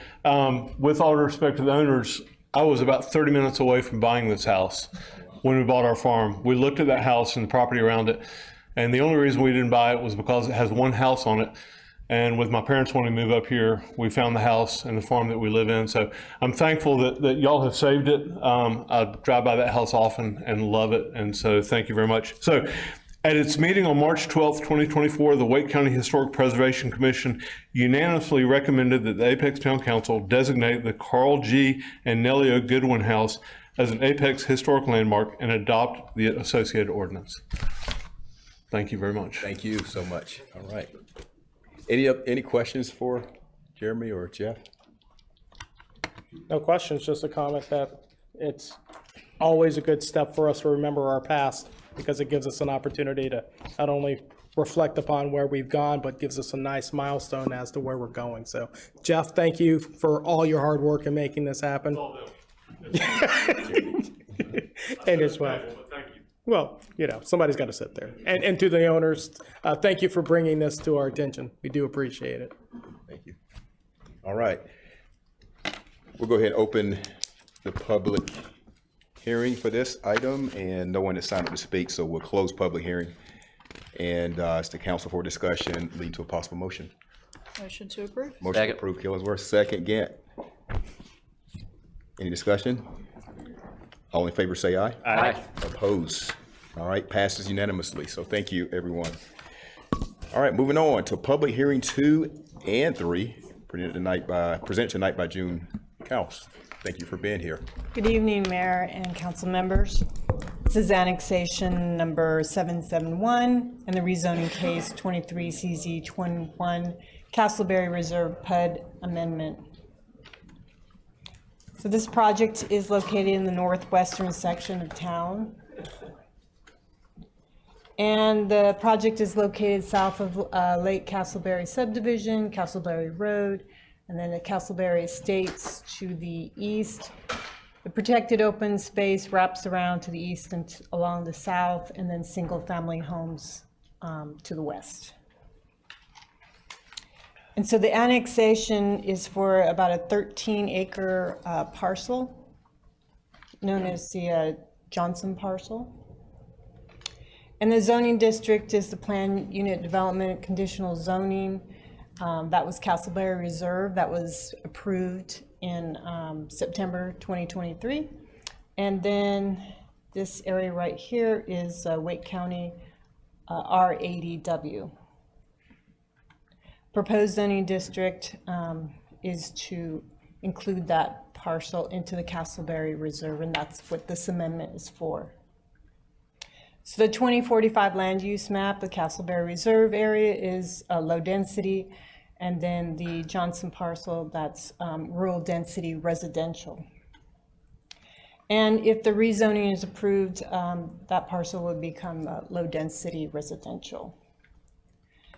So just an overview of the Castleberry Reserve PUD plan that was approved in 2023. There was a maximum density of 1.65 units.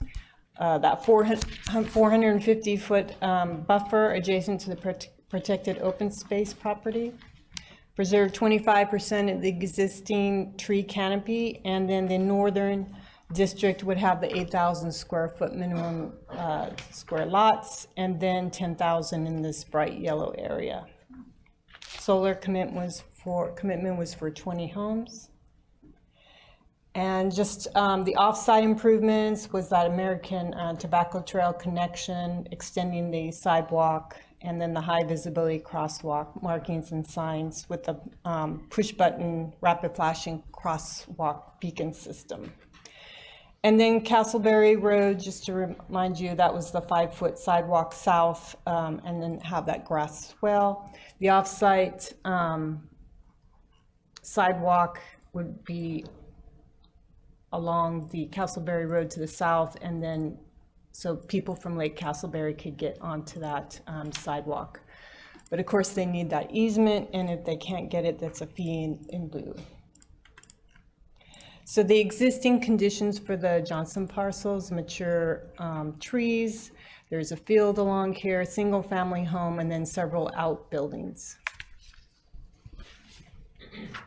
And then this is the PUD plan site layout with that Johnson parcel. They just extended the Southern District single family lots at 10,000 square feet, and then they extended the 450-foot buffer. So looking at the proposed PUD plan amendments for this Johnson parcel, it's going to increase the acreage from 89.9 acres to 103.42 acres, increase the number of single family units from 148 to 170, but they're going to keep that maximum density of 1.65 for the PUD plan. They provided that 450-foot wide buffer along the southern property line. And then along the eastern property line, that's a variable 250-foot buffer. It goes for about 300 feet, and then of course it extends out. And they increased the donation to the Town of Apex Affordable Housing Fund to $170,000, so that's $1,000 per unit.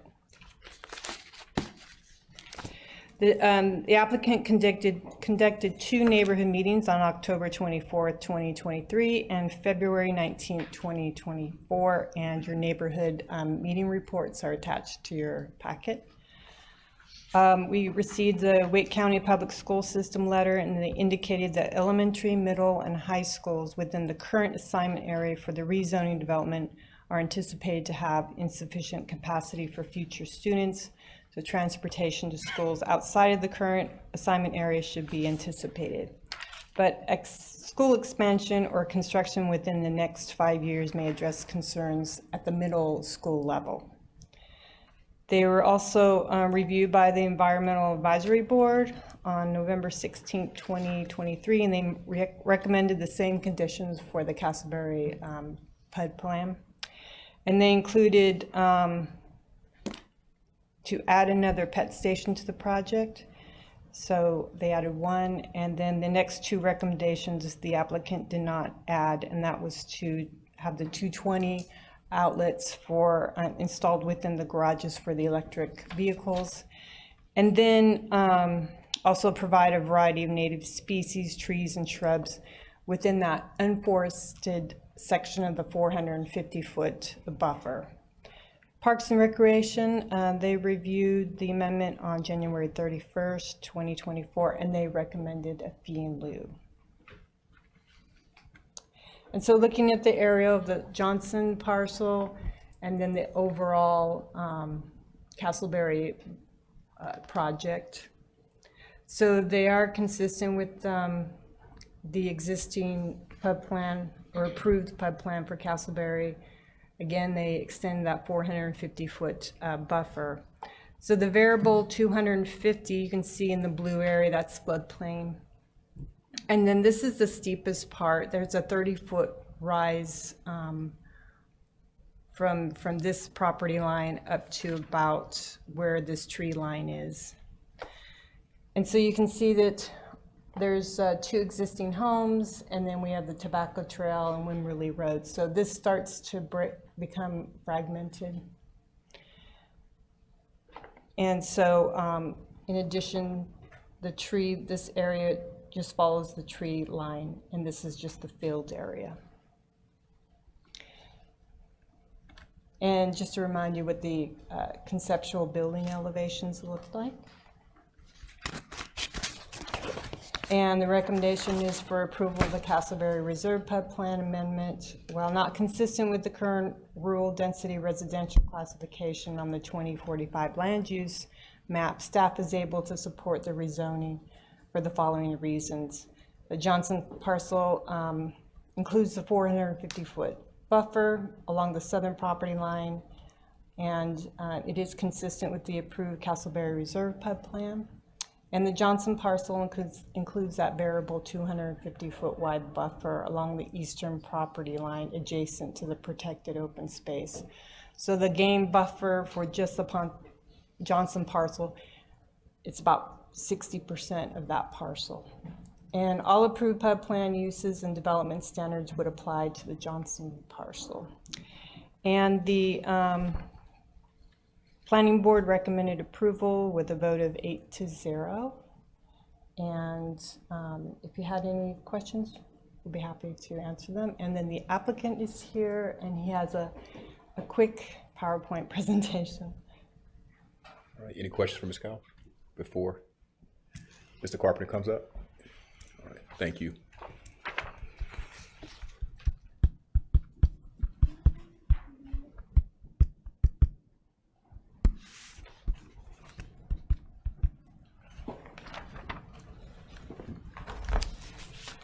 Good evening, Mayor and members of Council. Matthew Carpenter with Parker Poe, 301 Fayetteville Street, here this evening on behalf of the developer and Inspire Commercial. Also with me tonight are Mac Patel with Inspire and Patty Harrell-Hilburn with McKim & Creed, our civil engineer. And so thanks to June for the presentation. As she mentioned, this is a very narrowly focused PUD amendment to add approximately 13 acres to the existing PUD that was approved in September of last year. And so I'll briefly go through those changes and add details to what June's already provided where I can, and then we're happy to answer any questions. So as June mentioned, the original assemblage was 89.9 acres. And that was approved in September of last year. And at the time, the developer didn't have this Johnson property under contract. I think if we did, then obviously we would have brought it into the case because, you know, just looking at the assemblage, you can see it makes for a much more cohesive development with the 13 acres. It sort of sits at the bottom right hand of your screen and the bottom, you know, I guess the southeastern corner of the assemblage. And so without it, it sort of stands out. And so really towards the end of the previous rezoning case, the developer got that property under contract, and we decided it was worth it to bring a PUD amendment to add that, and then to include it in our subdivision plans. And so this slide shows the updated concept plan. So you can see that overall the concept plan is the same as what was approved in September of last year, with the addition of the area outlined in red. And so just the few changes that result from the additional acreage are listed on your screen. The total acreage is now 103 acres. It increases total single family units from 148 to 170. So it's 22 additional units just by virtue of the acreage. We didn't change the per acre density. It stays at 1.65. In the previous case, there was a lot of discussion about the affordable housing commitment. We had 2 units at 135% AMI that we committed to in the previous case, in addition to $1,000 per unit contribution to the Affordable Housing Fund. And so when we added those units, it obviously made sense to up that contribution to match the additional units. A big part of the Johnson property will remain undeveloped. You can see the top right of your screen, a large part of it is actually open space. It's not forested like the majority of the rest of the assemblage. but there's difficulty in getting gravity sewer to the entire site. So with the buffers, the sewer constraints, and the buffer, the 250-foot buffer that June went through, it really will be, mostly undeveloped with maybe a few houses in the top left corner. So what we've got here by adding the additional acreage is, I think, more of a conservation type subdivision, where you have, a large area of preservation at the south of the site, and then you sort of phase up in density as you move north to Castleberry Road. And this is a closer view of that buffer area along the eastern property line of the new parcel. And I wanted to show this to explain sort of how we landed at the variable width buffer there. When the 450-foot game lands buffer was discussed in the previous case, really the purpose of that was hunting safety. And so, we took that same focus here and looked at this area specifically to understand how that would work. The change in grade is significant. As June mentioned, it's 30 feet from the property line on the right of your screen to the edge of the buffer, the green line. And then we also wanted to encompass all of the existing trees on this particular parcel. So you can see the dashed green line is roughly the edge of the tree line. And so all of those trees will remain in the buffer. So hopefully tearing down very few trees, and then potentially planting that open space. We don't have final planting plans for that, but anticipate it'll be planted in some way. But we haven't counted it as RCA. So we'll be getting RCA everywhere else on site, and then the open area on the Johnson property will be an undisturbed buffer, but not resource conservation area. And then this slide just shows the other conditions that were approved in September that will not change. June went through those already. I think one that wasn't mentioned was the max built upon area of 45%, where the UDO requires 70. So we're bringing that down, the impervious impact. The cemetery that's preserved in place, the American Tobacco Trail connection, the Castleberry sidewalk gap, and then also the 25% preservation of tree canopy across the site. And I brought this slide because there were a lot of questions in the neighborhood meeting for the master subdivision plan and the PUD amendment about our main access road location. And a lot of time and care went into the location.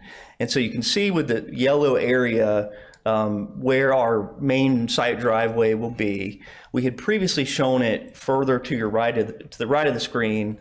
But the issue with that was it was, lining up directly with the home there, Mr. Renfre's house here. And so we looked at whether we could move that. We didn't want to move it all the way to the left because you can see there are several homes that back up to Castleberry Road and Lake Castleberry. And so where we landed was putting it directly across from the wooded area on Mr. Renfre's property. And we think that's where, traffic and lights pulling out and turning right on Castleberry Road will have the least amount of impact. Obviously, there will be very few cars turning left because the street dead ends at the boundary of the county. So, and then this slide is a picture of what where the vehicle at the yellow area will be facing. So you can see it's a pretty wooded buffer. Obviously, it was summer when this photo was taken, and so some of those leaves may fall in the winter, but it was really the best option that impacts the fewest number of existing homes. And then overall, I think adding the property results in a much more cohesive development plan, and we're not changing or diminishing any of the agreed conditions from the original case. And so with all of those conditions and the addition of the new property, I think it's a much better plan. And I think the planning board acknowledged that in their recommendation for approval. And we respectfully request that you do the same. Thank you. All right, questions for Mr. Carpenter? Hearing none. Okay. We'll go ahead and open up the public hearing for this item. And no sign-ups to speak. We'll close it. It's back to council for discussion.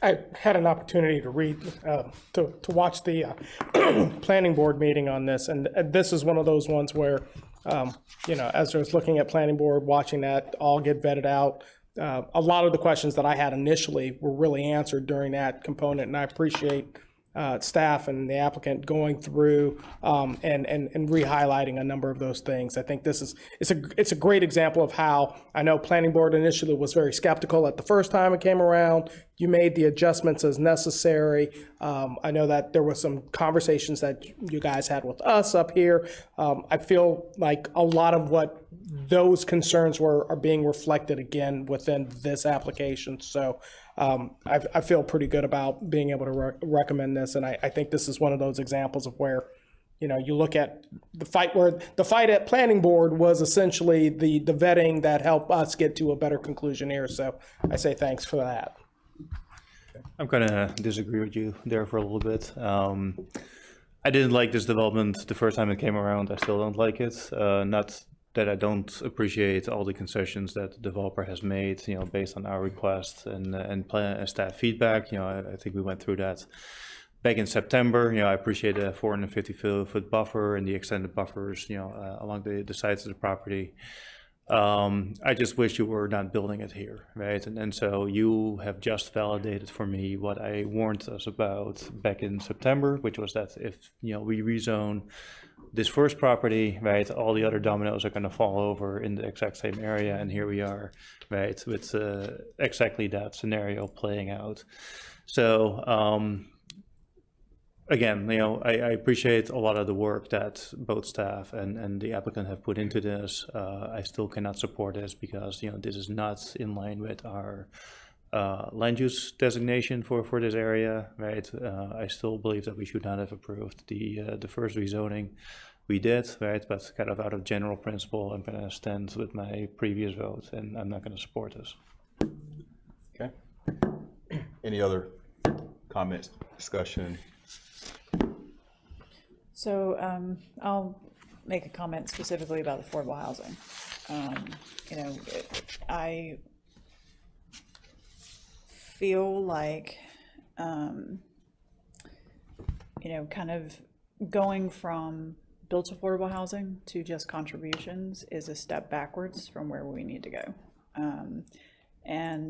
Whenever you're increasing from 148 to 170, my thought is increasing from potentially 2 to 3 affordable units would be, built affordable housing is actually helping people, right? It's actually putting units on the ground. And that would be what I would like to see from this for me to support this. Okay. Anyone else? You?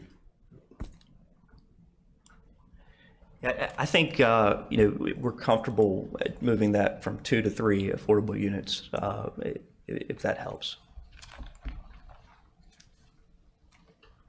Okay. All right. Is there? I'll make a motion to approve the annexation and the rezoning. As amended with the additional. As amended with 3. Okay, motion Gant. Second. Second, Gray. All right. Any other discussion? All right, all in favor, say aye. Aye. Opposed? No. All right, motion passes 3-1. All right, we'll move now to public hearing number 4.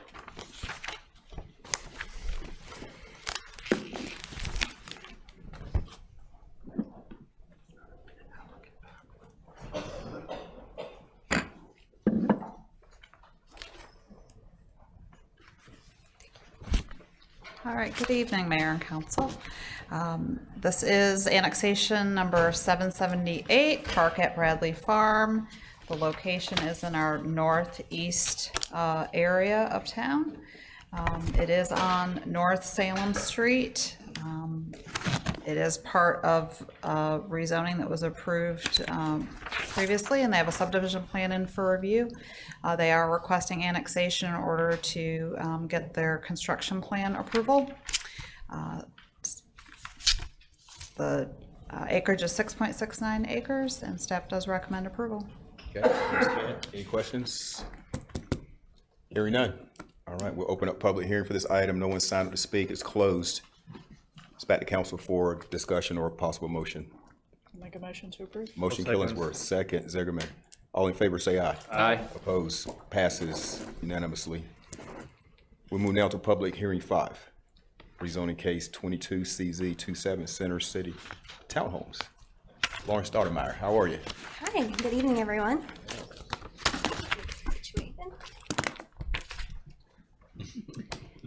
This is rezoning case 22CZ27 Center City Townhomes. The properties are located in this general area south of Center Street. The subject properties are approximately 4.1384 acres and are located south of Center Street, east of the Grove subdivision, north of Apex Flex Storage, west of Calvary Chapel Cary, and the 3 parcels contain existing structures.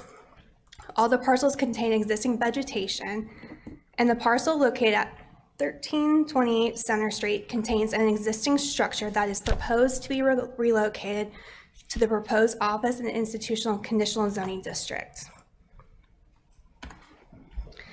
The properties are currently zoned high-density single-family residential, residential agriculture, office and institutional conditional use, and light industrial conditional use. The adjacent zonings are to the north, plan unit development conditional zoning, to the east, office and institutional conditional use, to the south, light industrial conditional use, and to the west, plan unit development conditional use. The applicant is proposing to rezone the properties to high-density multifamily conditional zoning and office and institutional conditional zoning. The 2045 land use map classification for the subject properties is office and employment. The proposed rezoning of a portion of these properties to office and institutional conditional zoning is consistent with that land use classification. The proposed rezoning of the remainder of the properties to high-density multifamily conditional zoning is not consistent with that land use classification. If the properties are rezoned as proposed, the 2045 land use map will be automatically updated to high-density residential. A letter of impact from Wake County Public School Systems was received for this rezoning and is included in the staff report packet. Wake County Public School Systems indicates that elementary, middle, and high school grade level within the current assignment area for the proposed rezoning development are anticipated to have insufficient capacity for future students. Transportation to schools outside of the current assignment area should be anticipated. School expansion or construction within the next 5 years may address concerns at the elementary and high school grade levels. The initial letter of the impact from Wake County Public School Systems was sent on February 9th, 2023. Staff requested an update on February 6, 2024, and Wake County Public School Systems indicated that the initial letter was still accurate. The applicant conducted neighborhood meetings on November 30th, 2022, November 3rd, 2023, and February 15th, 2024. A copy of the neighborhood reports are in your packet. A full list of the proposed uses and zoning conditions can be found on page 2 of the staff report. The applicant is proposing residential uses such as townhouse and uses associated to the residential development, and non-residential uses such as office, business, professional, real estate sales, and financial institution. Besides the architectural zoning conditions related to townhouses and non-residential, if the existing non-residential structure to be relocated is demolished or destroyed, there are a few zoning conditions I would like to point out. There shall be a maximum of 30 dwelling units developed on the property. The applicant is proposing to provide at least one residential unit at 100% AMI with a minimum affordability period of 10 years. Housing staff would support one affordable unit if the platted unit count is 29 or less. If the final unit count is 30 or greater, staff recommends 2 affordable units. The landscape buffer along Calvary Chapel property may be reduced to 20 feet to provide public street access to Center Street for alignment with Myrtle Grove Lane. Construction and dedication of a public residential street from the intersection of Myrtle Grove Lane at Center Street to the residential parcels is required for the first residential subdivision plat. No additional access points to Center Street shall be permitted. The length of a public street cul-de-sac may be permitted to exceed the requirements of the UDO. Subject to approval of NCDOT and the town, a 5-foot concrete sidewalk shall be constructed across the property's Center Street frontage, and a stub street shall be provided on the eastern boundary of the subject property adjacent to Calvary Chapel. To summarize this slide and the zoning condition, NCDOT preliminary plans for the project would require more right-of-way than per the town's transportation plan, and a condition has been proposed to reduce the buffer to accommodate the existing width. The exhibit on this slide shows the most recent DOT plans for Center Street. So this zoning condition, I kind of summarized the 2 bullet points, and then this exhibit shows the anticipated offset from the center line towards the property. The widest is on the western side and close to 65 feet. The median in the center, so no left in or left out for this development, so only right in, right out. This slide references the history of the land use maps designations for the properties at the time of Peak Plan 2030, Advanced Apex, and the land use map designations when the parcels were purchased. The information is also included in your staff report. With Advanced Apex, all properties were changed to office employment due to the future impacts to access by NCDOT's widening of Center Street. So this kind of just shows you the history of when the land use maps were changed from residential to office employment.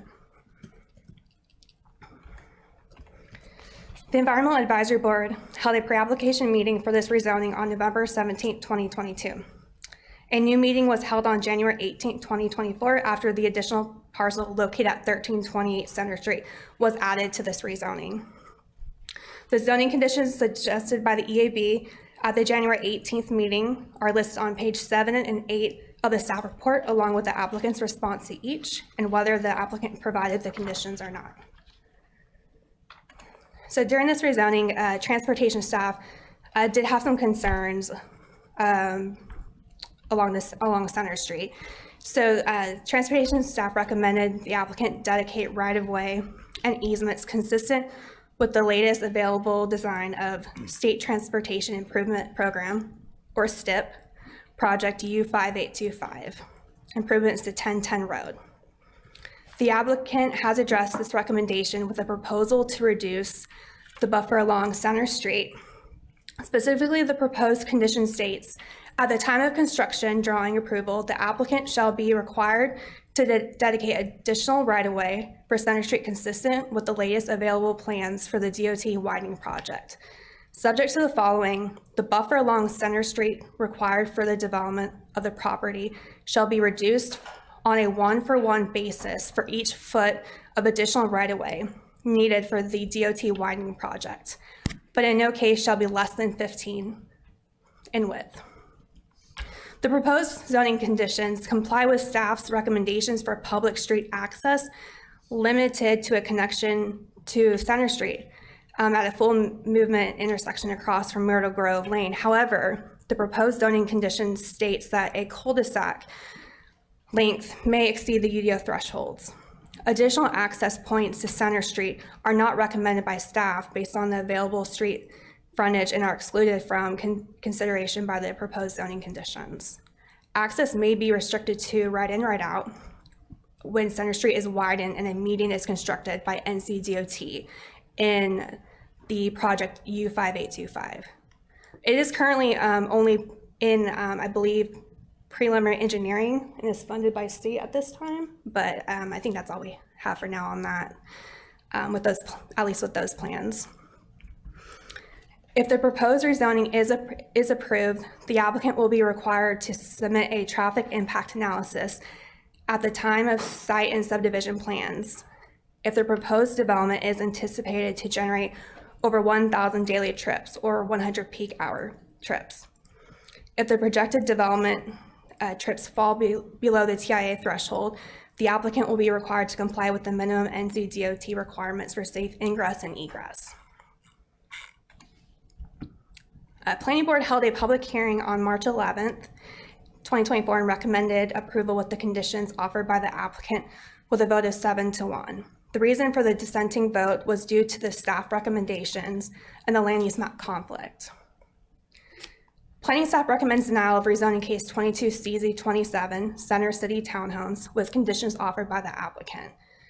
The 2045 land use map classification for the subject properties is office employment. The proposed rezoning of a portion of the properties to office and institutional conditional zoning is consistent with that classification. However, the proposed rezoning of the remainder of the properties to high-density multifamily conditional zoning is not consistent.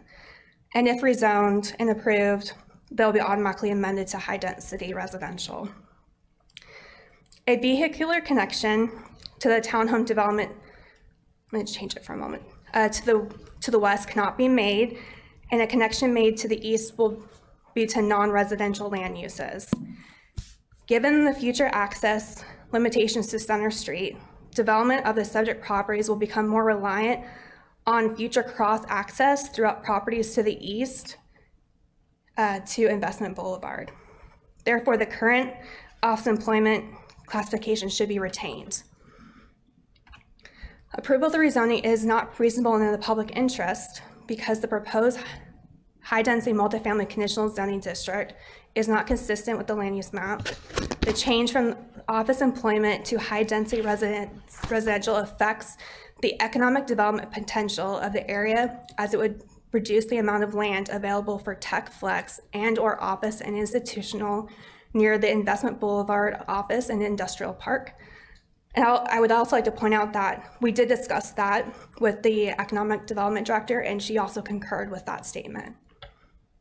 The residential properties would be adjacent to properties zoned light industrial, and if the light industrial properties redeveloped in the future to a higher light industrial land use class, there could be potential issues and hazards. There will be no connectivity to the residential development to the west. The development will have reduced buffers when NCDOT widens Center Street. The future access to the development will be right in, right out due to the future median location and cross access through Calvary Church's parking lot to reach Investment Boulevard. And that would be advantageous. It's not guaranteed there will be a way or any connection to Investment Boulevard.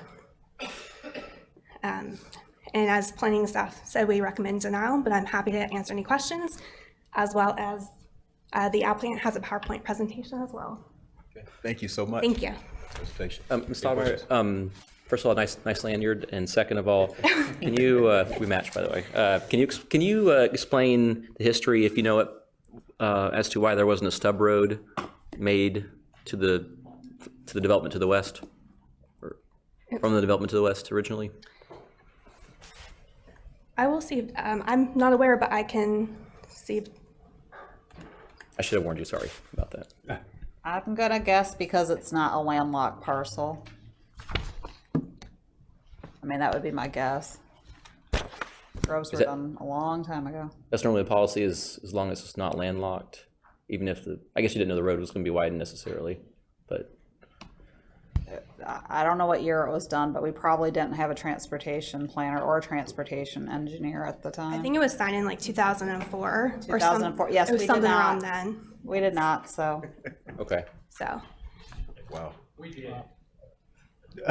Yeah, we have some history in the audience. Great. But I think just because of the history on that, and I probably not thinking of the future or having the future land use maps. Okay. It might have been just so many changes. Mm-hmm. Thank you. So quick question about the light industrial use, all kind of underneath, so we'll go back to the designation here. Okay, yep. So there was mentioned concern that the light industrial use could affect whatever townhomes went in there if this was designated as high density. There's already townhomes here. Mm-hmm. So how would that change? I mean, the concern is already there. And I understand. I think it's more from because the townhomes were done back in the day when the plans were done in 2004, and I'm not sure when Center Station townhomes were done, so I can't speak to the year. I think maybe 2016, 2018, so I can't speak to that thought behind it, or when it was rezoned.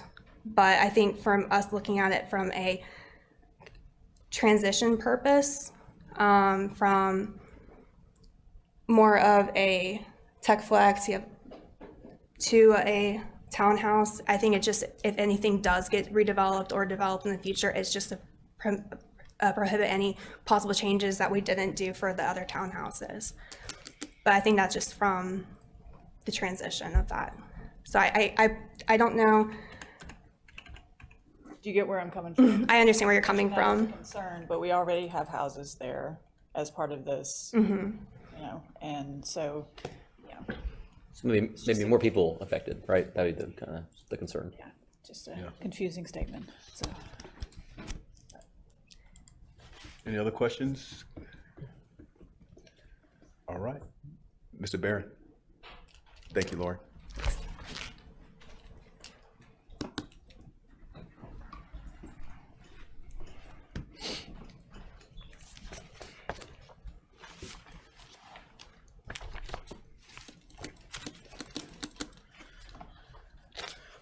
Thank you.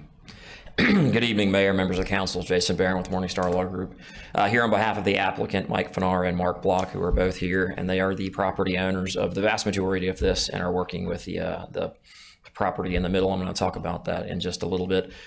Joining us tonight is Jeff Roach with Peak Engineering, who's provided land planning and engineering associated with this development. Just a little bit of background, as you heard, we've had 3 neighborhood meetings in this case because the case has been pending so long.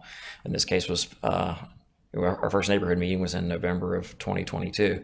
And this is not a very large assemblage. I mean, this is less than 5 acres of property. And so you would wonder why it took so long for us to finally get in front of you all. And that is because when the case was originally filed, there was not an agreement with this owner of property here in the middle. And so what Mike and Mark owned, they owned, and they wanted to move forward with a rezoning on. Staff identified as an issue, as you all have identified in other cases, about not wanting to have kind of a donut hole. And so Mike and Mark decided to put the case on hold while they worked with that owner to bring him into the fold and ultimately resolve that donut hole, so you've got one kind of cohesive and comprehensive plan for overall development of the site. Works a little bit better, everybody knows what they're getting, and plus you don't have like gaps in sidewalks and things of that nature that we wouldn't be able to commit to, especially with the planned widening of Center Street that DOT is working on. And we appreciate the work that staff has done with us and kind of making sure that we have a condition that works for everybody involved in that process. So I just wanted to give you a little bit of background in terms of, and I think it's a testament to Mike and Mark's willingness to want to work with the town and make sure they move forward with something that is not only context sensitive and fits in the right location, and I'll talk a little bit about that, but is also something that is generally supportive of the town's desire to not have like gaps in sidewalks and gaps in road widening. And so as it relates to the use, I'm going to kind of cut to the chase related to the use question. And I want to be clear on something. This is a proposal for mixed use. It's a combination of townhomes and office and institutional. And I want to make that clear because the portion of the site that we're seeking to zone for residential is indeed inconsistent with the town's comprehensive plan. But I also want to note that a large portion of it is already zoned for residential, as it would just happen to turn out. And so the proposed zoning, this is kind of the breakdown from a use standpoint. And then I'm going to skip forward. And this is the breakdown as compared to the land use plan. So the current land use plan is to the right. This is what our proposal is. So as you can see, I mean, this portion, as staff has acknowledged, is consistent with the land use plan. So it's this remaining portion that's not consistent. But again, just to move back to this slide, you have a good portion of that piece that's not consistent is already zoned for residential. So taking out the portion that's zoned residential, you're left with about 2.5 acres of property that we're seeking to change the land use map on. 2.5 acres. That is it. It's, you know, we're not talking about 50 acres. We're not talking about 25 acres. We're talking about 2.5 acres, which I believe is not an insignificant change in the grand scheme of things. And I want to talk a little bit about why we think in this case, it's the proper balance to strike. If you factor in the additional item, that is that a portion of the site that is inconsistent with the land use plan is already zoned for high density single family, you're talking like 1.25 acres change at the end of the day. That's kind of what is going on right now.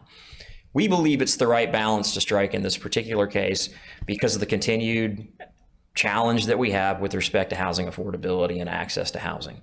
And you know, this is a site, as you all are aware, that's not far from where we're standing. It's about a mile as the crow flies from where we're standing. It's not far from downtown. It's on a future bus route that the town has identified as for a local route. So it's a place where folks will have access to transit at some point, which is where you want to have townhomes. I would note these are 2-story townhomes that don't have garages. So we have the condition with respect to the single affordable unit that we have made as part of this case.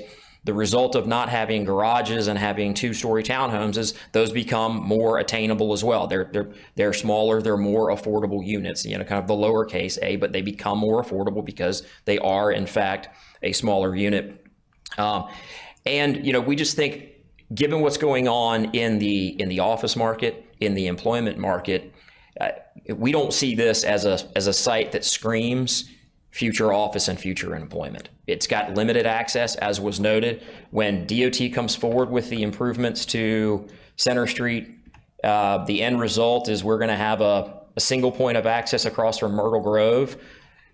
Eventually, that's going to be median divided, so it's going to be a right in, right out. So you're not going to be able to draw major employers to the site, and it's only 5 acres is what we're talking about in totality. And again, a portion of that is consistent, and we're zoning that. And so it's not a site that is going to be highly attractive, we think, in the long run for the type of employers, the type of employment that the town has been wanting to court. However, we do believe it's going to be very attractive for future families who are coming to the town. And again, we are providing for a mixed use.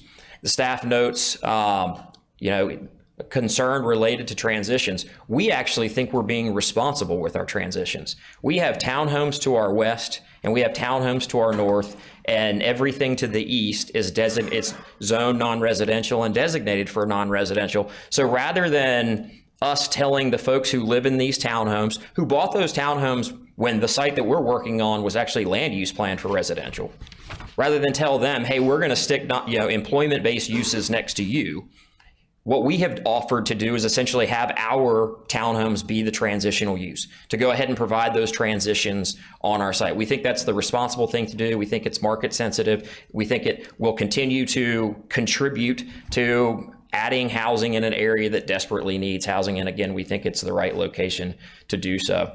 So with that, I would note, in addition to the fact that we have planning board support of 7-1 recommendation in favor of the case, you know, we have had 3 neighborhood meetings. Our last neighborhood meeting, only 1 person showed up, and he's supportive of the case. He indicated that he was supportive of residential use in the location that we were talking about. And so, you know, in the grand scheme of things, it's a small development. It's less than 5 acres. The land use plan classification that we're seeking to change is really, really small under the circumstances. And we think, given the significant housing challenges that we have all faced, that you all face on a daily basis, we think this is the right call in this instance. So happy to answer any questions you all have and would respectfully request you all's approval of the case.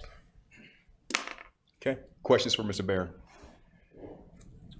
I do have a couple of questions. With regard to the non-residential aspect, what's the vision that you're seeing with that? So we are zoning it for the ability to do a variety of things. So we have a list of conditions. In the immediate term, as you may be aware, this house is currently being used for non-residential purposes. We're working with the owner to either relocate that house to the eastern portion of the site or to build something new for that use to go in. So that detail is to be worked out, but the current owner of that home who's operating a non-residential use out of there will be occupying, you know, the building that is ultimately constructed or relocated onto that site.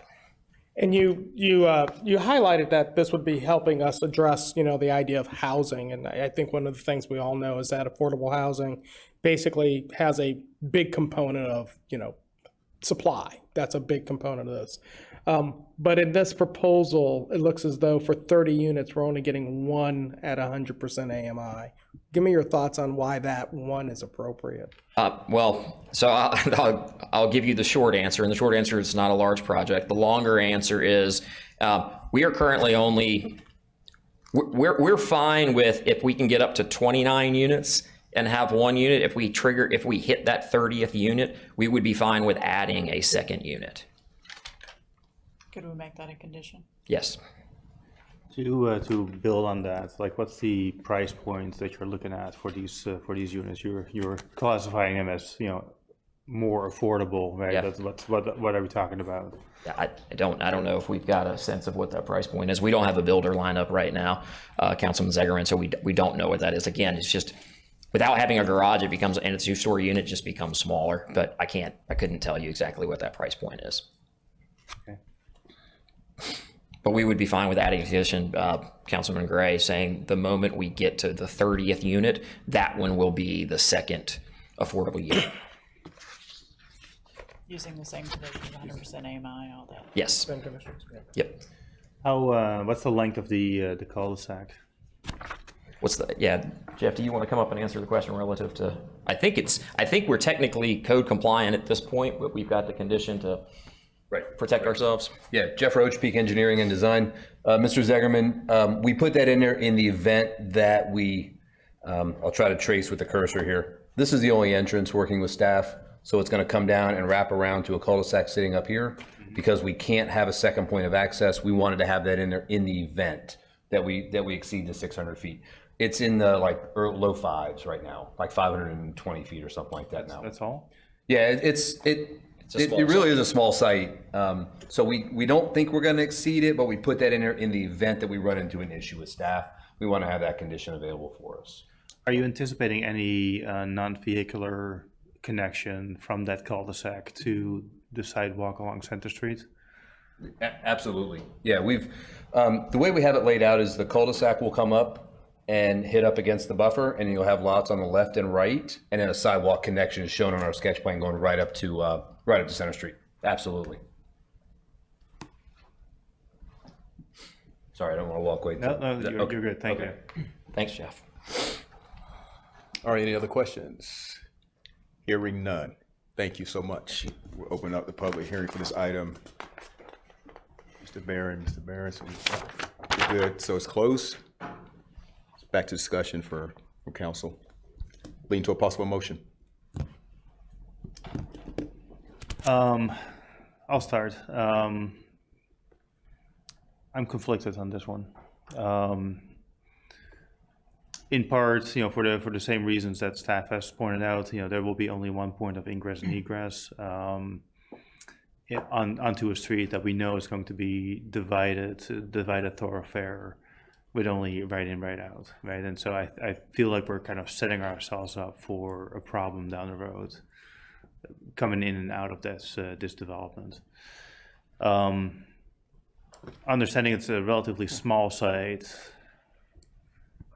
yet, on our current 2045 land use plan, this is classified as light industrial, right? And so,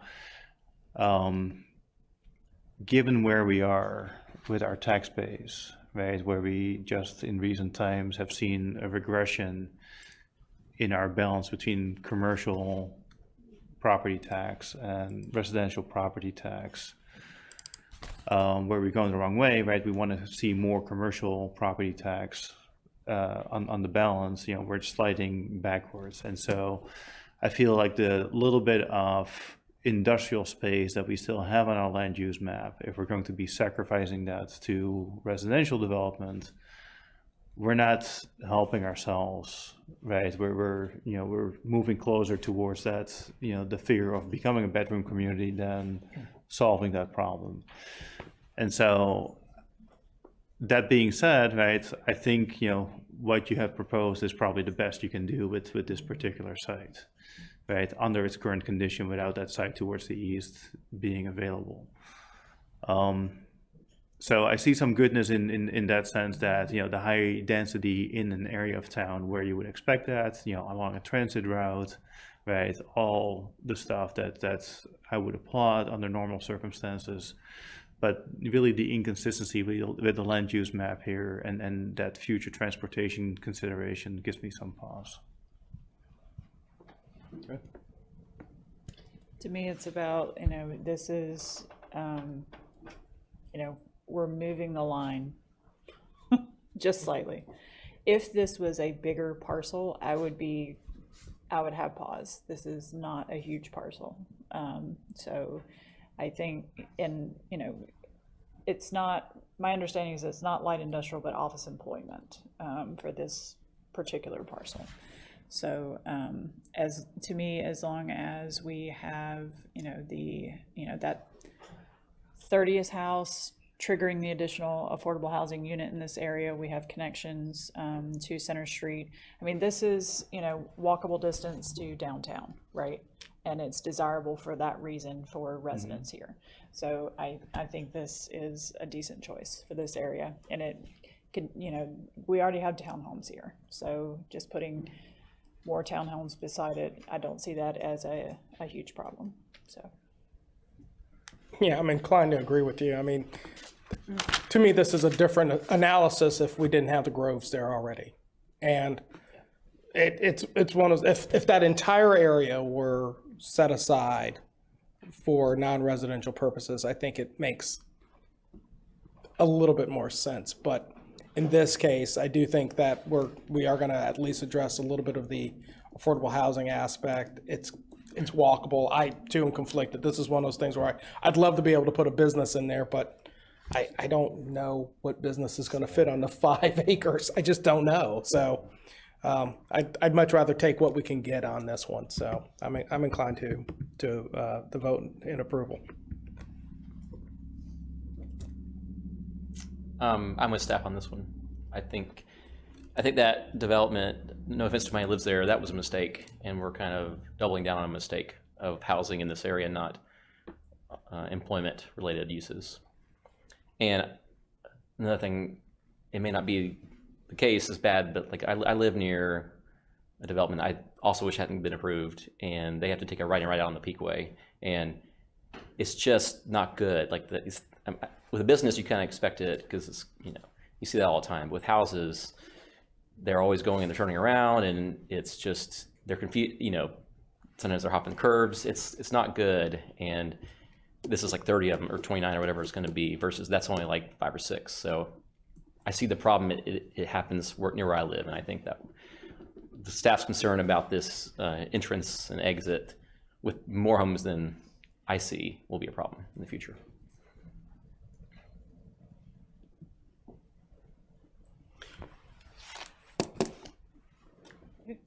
Well, I'll make a motion to approve. I'll second it. All right, got a motion to approve. Gray, second. Killingsworth. That's what the condition, the additional condition. Okay. All right. All in favor, say aye. Aye. Opposed? No. All right, we're 2-2 split here, so it's back on me. Many good points presented tonight, and being the chair of the Economic Development Committee, I do want to support what was said because I believe that's important for the town of Apex and what we're trying to accomplish with bringing in more businesses and looking at that ratio as you presented, Councilman Zigerman. We want to get that up from 80-20 and bring it up. So, it's a tough one, and I do understand the points that were raised about there are already townhomes there. But on this, I know we've been working hard to try to make sure that, the traffic impact, we minimize that as much as we can, mitigate it. And on this one, I do want to support the staff. So my vote is a no.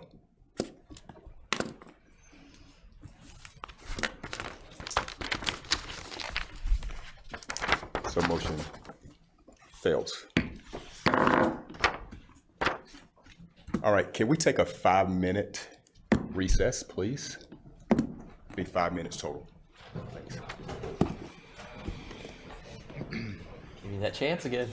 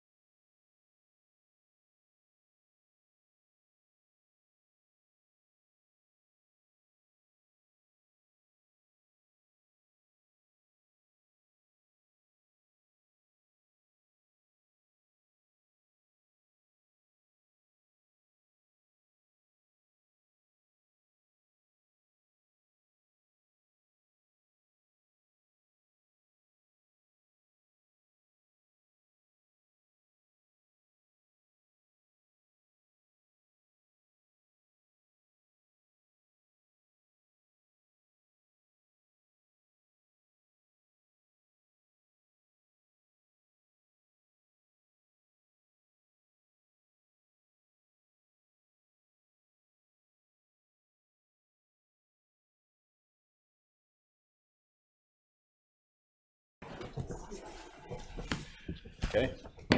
All right, thank you, everyone. We're back in session. We'll move now to public hearing 6, rezoning case 24CZ01.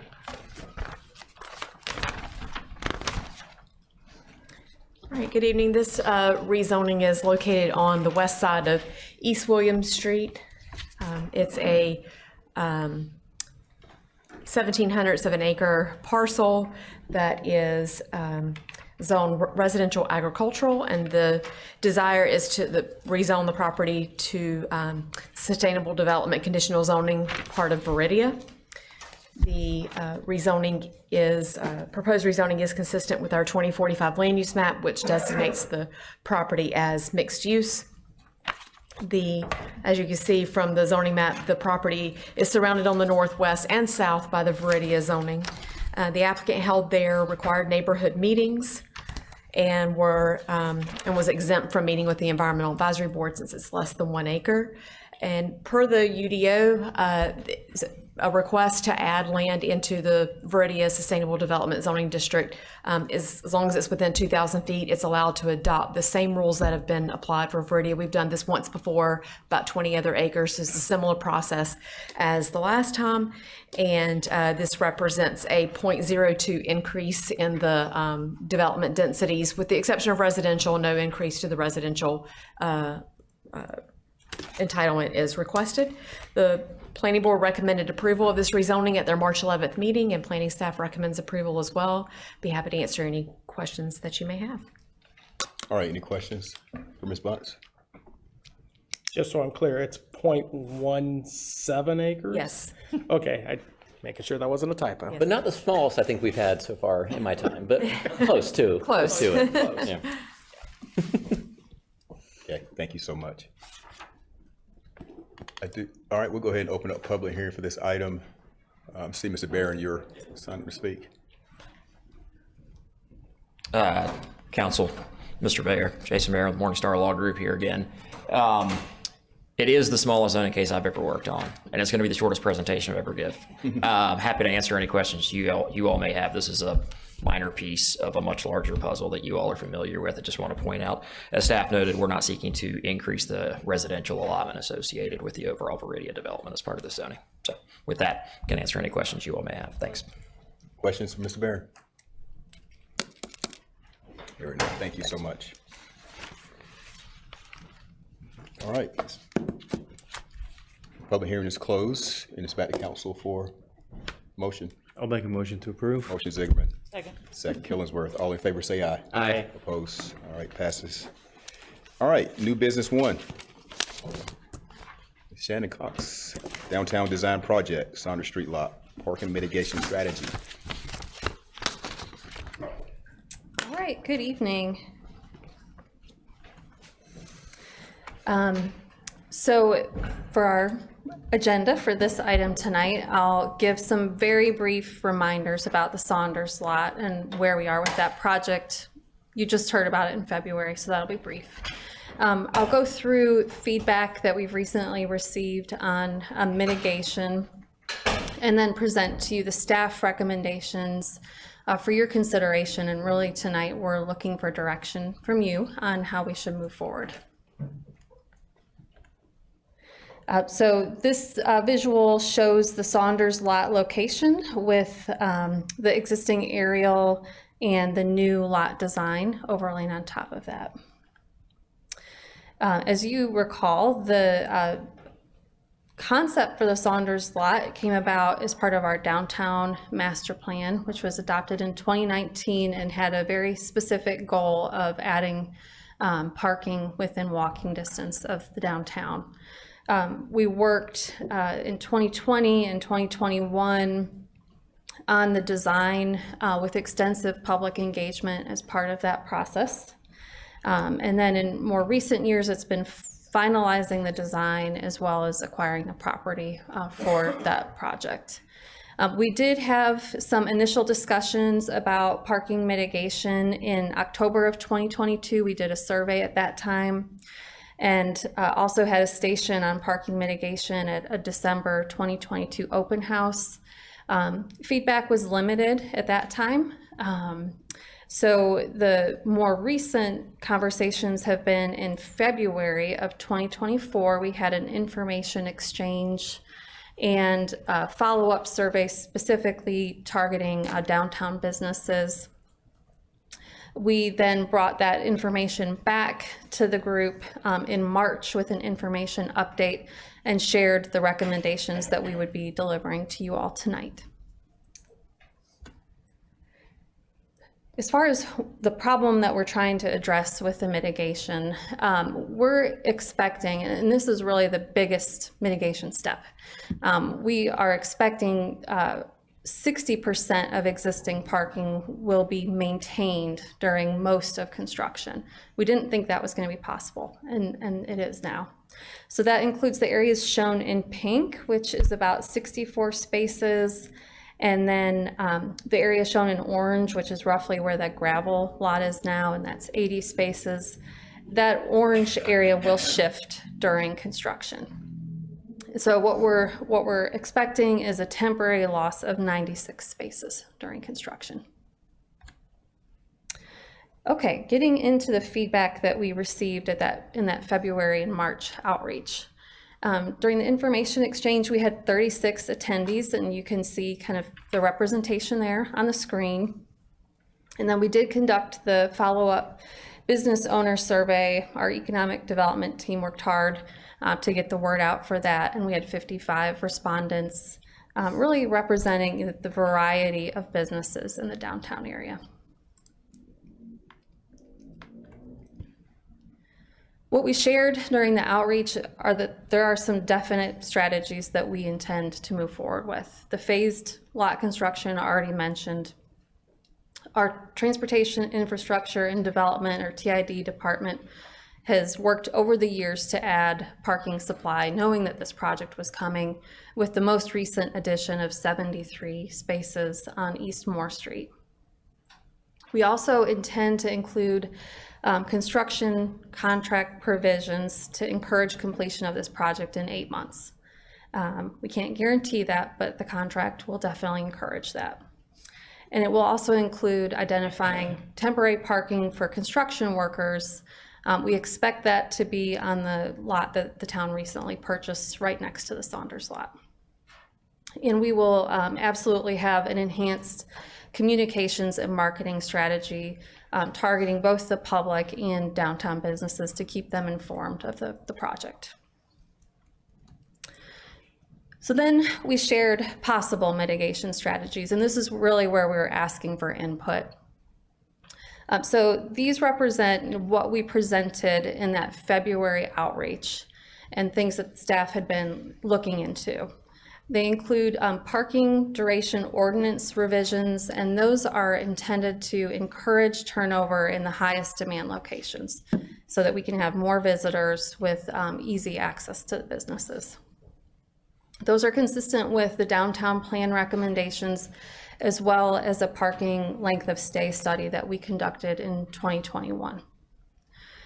Paired with the ordinance revisions would be additional parking duration enforcement. And we already have some limits, but they're really not enforced.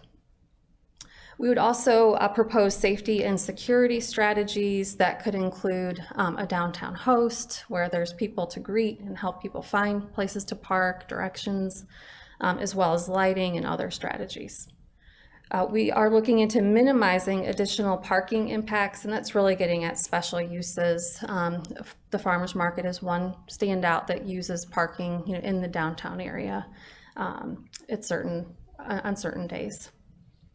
We investigated an e-bike share program, and that's consistent with Bike Apex as well as the downtown plan. This would have been a pilot program. We're proposing 30 bikes for 1 year, and you can see the cost estimate there. And we also investigated a public shared ride shuttle that would serve a geo-fenced area that people could request even a door-to-door trip. And that comes with a pretty substantial cost. We looked at a smart parking pilot, And this is something our IT department is leading. One of the things that it would provide is a web-based platform where the public could go and see available spaces in any lot that had this technology. There'd be a green or a red dot, so you could see where you could park. And then we also put out there the possibility of delaying construction, and that was really in response to what we heard during public forum and other requests, targeting a January 2025 start instead of a summer 2024 start. Can you clarify what summer 25, what that means? What exact month are we thinking? If it's, what's the non-delay month? Of summer 25 or 2024. If we don't delay, what is the earliest start date? What are we talking about here? Likely end of August, beginning of September. Okay. Correct, Chris. Yeah, just to make sure. Yeah. So. Okay. And then finally, adjusting where town employees park. We have several departments that are based in the downtown area, making sure that they're not parking in those high demand lots. So you can see we asked for feedback, just ranking preferences, both in the in-person information exchange as well as the follow-up survey. There was some variation in the responses. But some of the same things fell to the bottom and some of the same things rose to the top.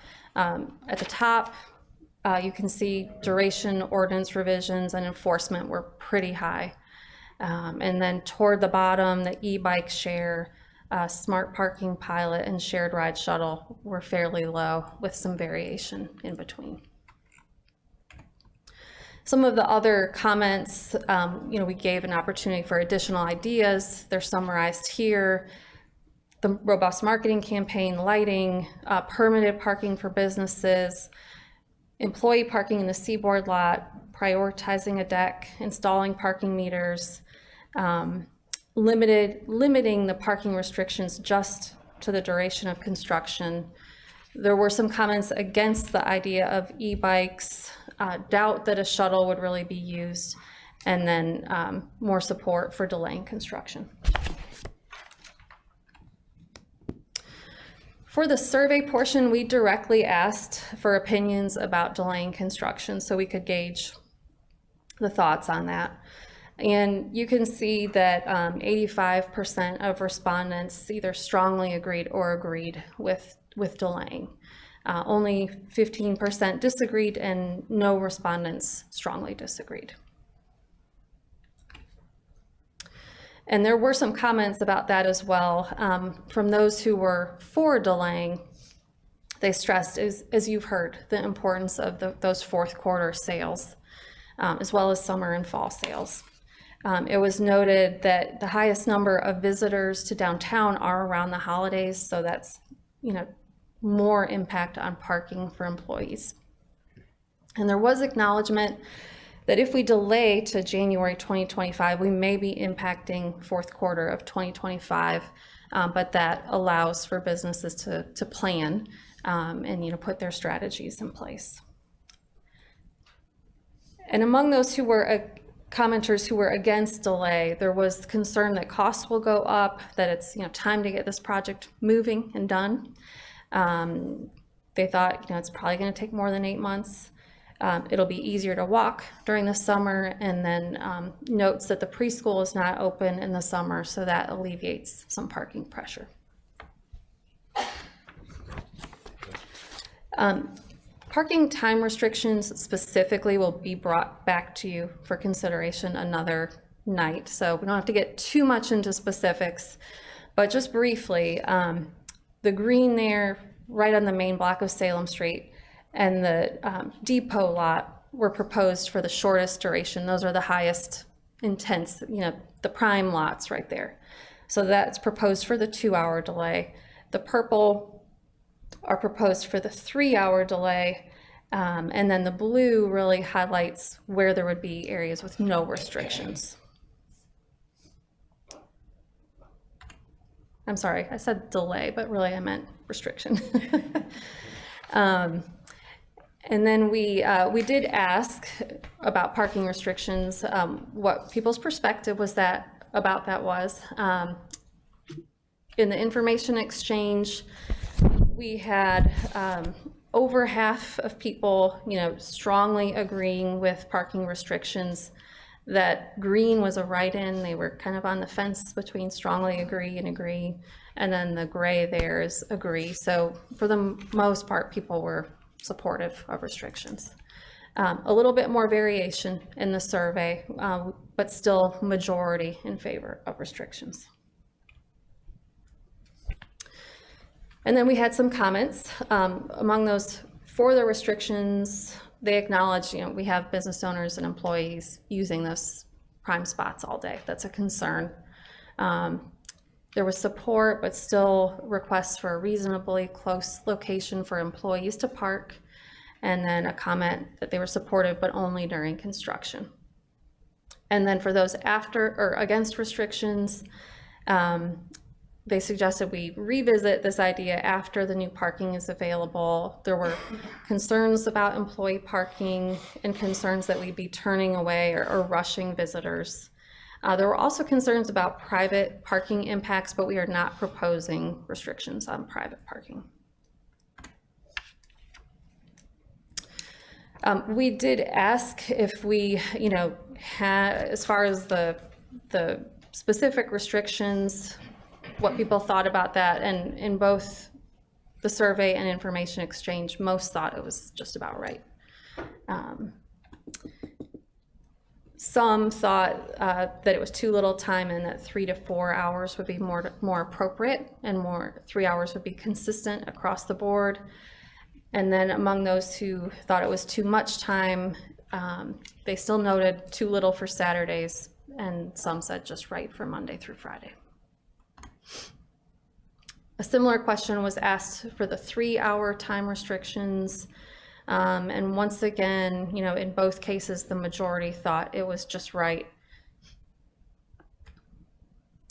Some people thought 4 hours would be needed for shift employees, and just other concerns about employee parking, and then similar comments about removing post-construction and providing some 4-hour spaces.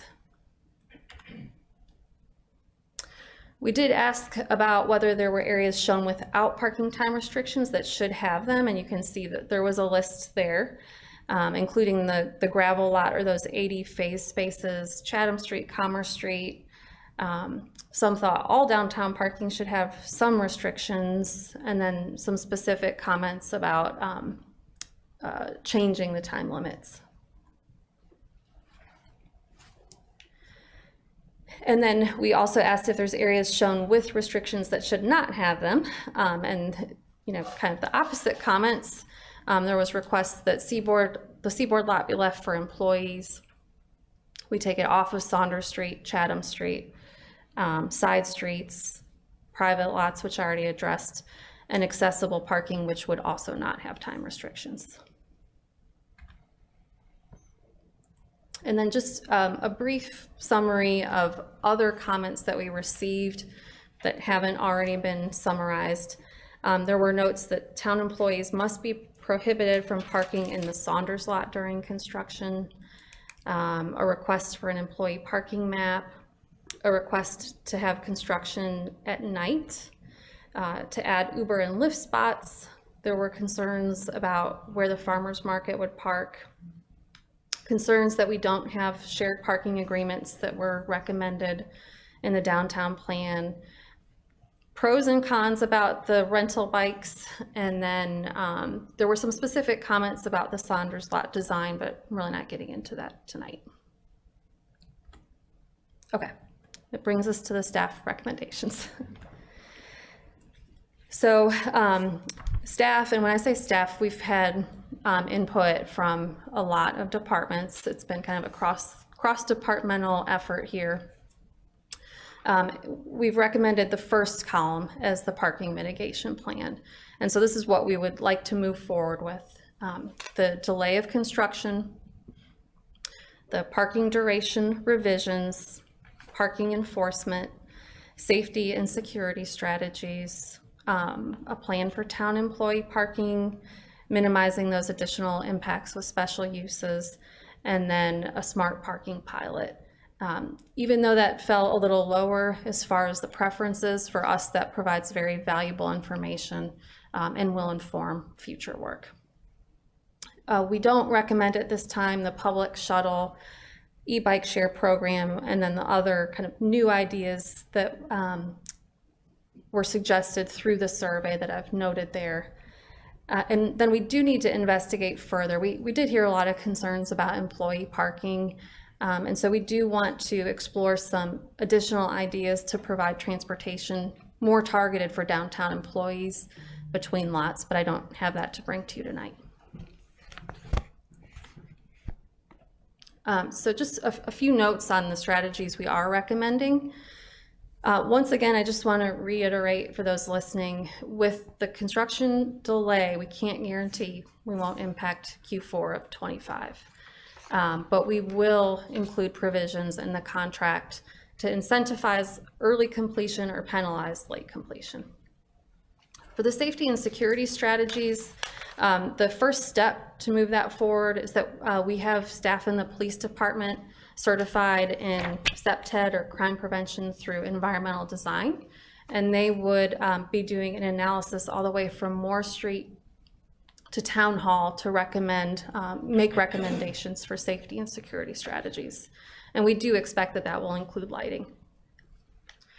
For town employee parking, that's really something that we'll deal with internally, but the message would be that town employees regularly working at the depot, police station, and Halley would not be parking in those prime lots, except for loading and unloading activities, which all businesses need to do. We did make some recommended revisions to the parking duration based on the feedback we received. That includes adding a 3-hour limit to West Chatham Street. We are proposing short-term drop-off spaces kind of scattered throughout, one in the depot lot, one in the Saunders lot, and then 2 in the Seaboard lot. And then we are recommending changing those restrictions instead of Monday through Friday, 9 to 5 as originally proposed, or sorry, instead of Monday through Saturday, it would be Monday through Friday. Again, that would come back to you at another meeting for final approval. And so here we are, our requested motion is on the screen, and that is to approve the staff recommended parking mitigation plan with the items that I've listed. And that would give us the direction that we need to move forward to continue to flesh out these strategies. And we would provide both you and the downtown businesses future updates. I'm happy to take any questions. All right. Thank you so much for all your work on this. I know it's been a long process, so thank you. I just have one question. And I think it was pointed out in the last meeting where it says parking enforcement. We are going to do education, like if we go that route, right, in awareness. Yeah, that is what Chief Armstrong indicated, is that that would be a big component. If we do start parking enforcement, there would be a strategy to make sure that people are aware that this is going to be happening. All right, thank you for that. Yeah, Ms. Capps, I had a question about the bigger picture of all this project and then the other ones that we've talked about in the downtown plan. So presumably the delay in construction will delay the phase 2 streetscape of Salem Street. Have you guys, yes, maybe, is that the case, I guess, most likely, first of all? Well, I'm not sure if Chris can answer that, but I think it may not, just because of the acquisition and easements that need to take place. I'm not sure if we'd have all of that in time by the time the parking lot was completed. Okay. You want to add to I mean, I asked because I consider that project the transformational project in this series of 3. I know the parking is an issue, the residents and the businesses care about that, but that's not the transformational issue. The transformational project is the streetscape. So I'm kind of wondering how it all fits together, and like this part, how that fits with the parts we're thinking about later on. Yeah, I don't have right off the top of my head how they all align, but the acquisition for the streetscape is kind of being handled separately. So the construction of this Saunders lot doesn't necessarily impact the acquisition. So we would continue working on that acquisition throughout this fall and next year on the, I guess, Commerce Street's #1, and then South Salem Street, and then Seaboard. And so we'll be continuing to move forward how that lines up at the end of construction versus where we are with Commerce and Salem. We can get that information back to you, but I don't think it's going to be a major impact to it. Okay. My hope is that, and if Q4 is really the high value thing to preserve, is if we do delay, it's construct in 8 months, be done by Q4, construct Q1 of the next year on these other projects. Now, I would love that timeline to work out. I'm not sure it's realistic or not, but I'm thinking about the whole project overall, and hoping that's the case. We will continue. We're going to be continuing to move all of the different phases together as fast as we can. Okay. Where they align. It really, acquisitions kind of, it depends on how those go and how fast that acquisition phase goes, because that's what's going to really determine when we're going to be ready for Commerce and Salem. And Salem requires acquisition, not just Commerce? Yes. They all of the projects require acquisition. Okay. And a lot of times it's the same owner, so we're going to be trying to work with them on both at the same time, especially with Commerce and Salem, which are the first two. Okay. And then Seaboard will probably be working with them a little bit later. Okay. While you're up there, I got a quick question about if we'll work through the hypothetical. If we agree with the recommendation, we start this in 2025. Is there a plan, or what consideration has been made with regard to reducing that construction timeline if we start in 2025? Are we still looking at the same long timeline? Are we still looking at the same mitigation strategy, or is there a strategy to maybe, take away more parking to fix it faster? Kind of give me your thoughts on that. The plan is mostly going to remain the same other than the start date. We're basically shifting the time when we're going to advertise the project. So even though we're going to be planning for a January start time, we're going to still be starting that advertisement process later this summer. When Shannon was mentioning we can't guarantee things, it's not just about the construction. You also got to think about, we can run into problems during the bid. We could end up not getting 3 bids and we got to re-advertise the project. It loses another month. Lots of different things can come into play. Also, once we've got the bidder awarded, we got to go through the contract process. We can run into things like material lag times, fabrication times versus, I know a few years ago we were having a lot of problems with finding pipe, storm drainage pipe. I had 9 months lead time on a project I was working on before. Hopefully some of that stuff's subsided by now, post-COVID, but still there's supply and demand. And so some of these things we won't know until we get into the contract stage. So once we get started, then you can run into unforeseen site conditions. So we're hopeful, but it's going to be a challenge. So to that point though, right, like I don't want to delay the advertising at all, right, for those exact reasons, right? Like if we need to do a second bid, if we, get held up so I'd rather delay the mobilization of the contractor, right? And say, okay, like we're going to award you the contract, but you're not starting until, X date, than delaying our advertising process, right? Because of the unforeseens. And then, we know that's in recent times, we've had a lot of trouble attracting enough bids and had to re-advertise projects multiple times, right? And so if that's it's almost naturally going to push us towards the end of the year, if not into next year.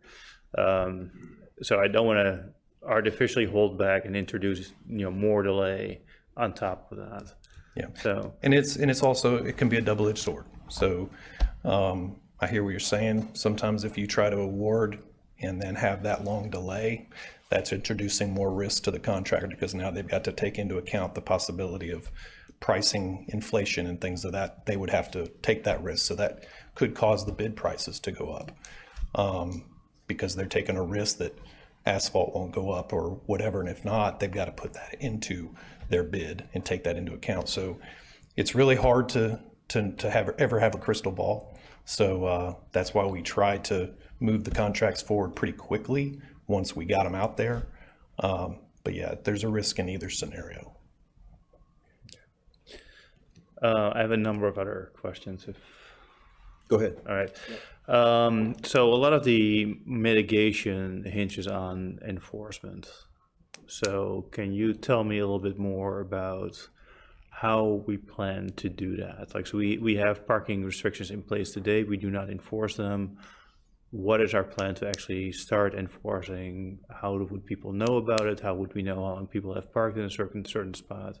Like, what does that enforcement plan look like? So for most of these strategies, we have limited information to share with you at this point. And basically what we're asking is for your direction of support so that we can continue to allocate staff time towards fleshing these out. In terms of parking enforcement, the police department is actively working on identifying potential approaches for that. It would include additional capacity in one way or another. It could be hired capacity.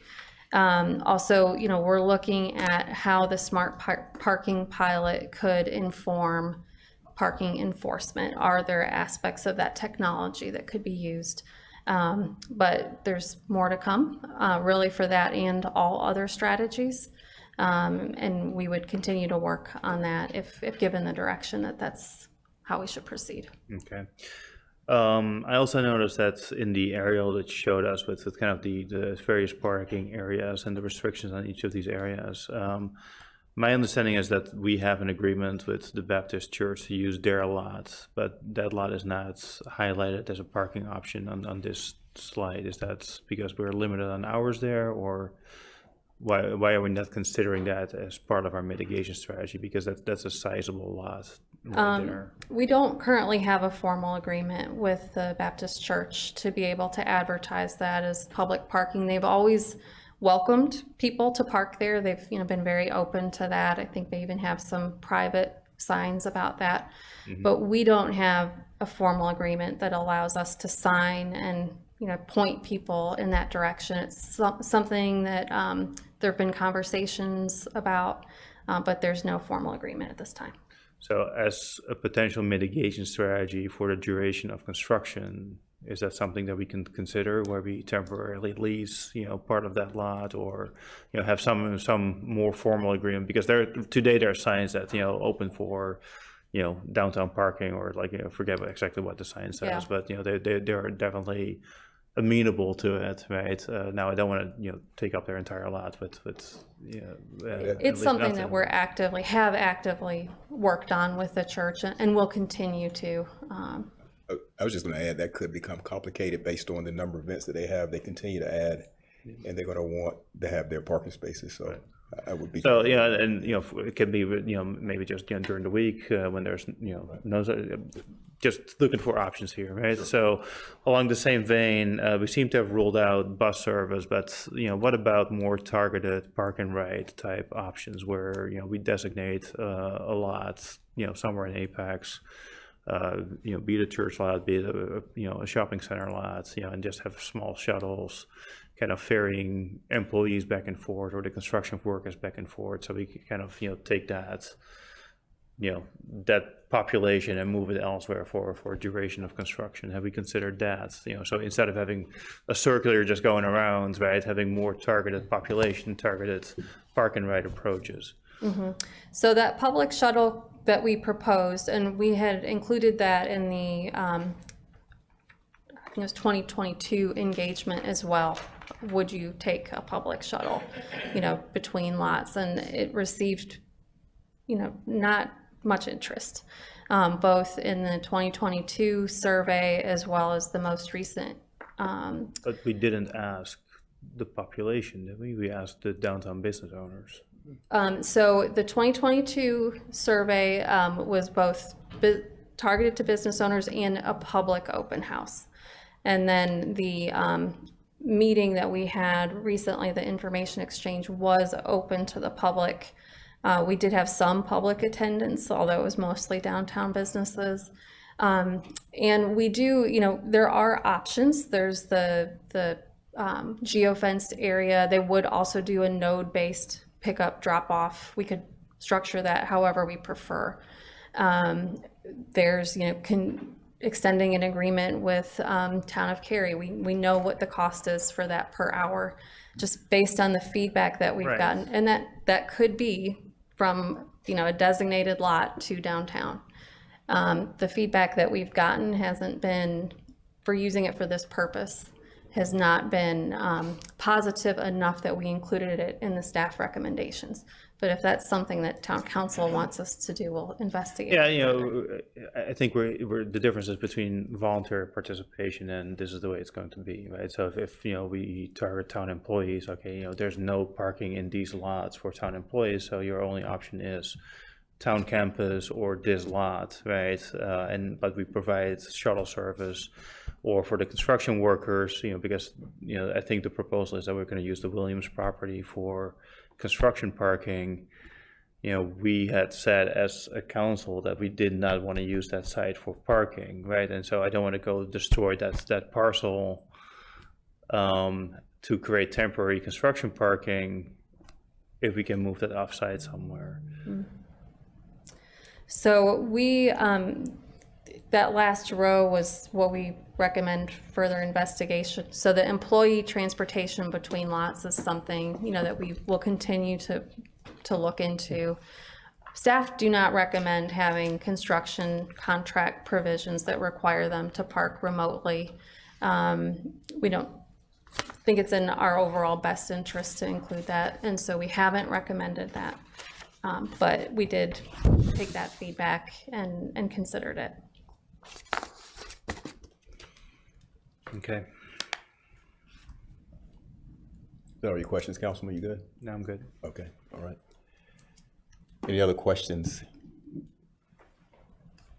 I would just like to quickly say that I know the last council meeting where we were doing the rezoning, before the survey was completed, I think there were some desires to move forward. I would just like to say as the mayor, we need to listen to the business owners and support the staff recommendation. I think the main point, I don't think the business owners are against moving forward with the plan. It's just the timing and the amount of product they had ordered for their Q4. So I think that had a lot to do with it, and they want to be as prepared as possible. So I hope the support is to delay it and support the business owners and support staff's recommendation. Just want to put that out there.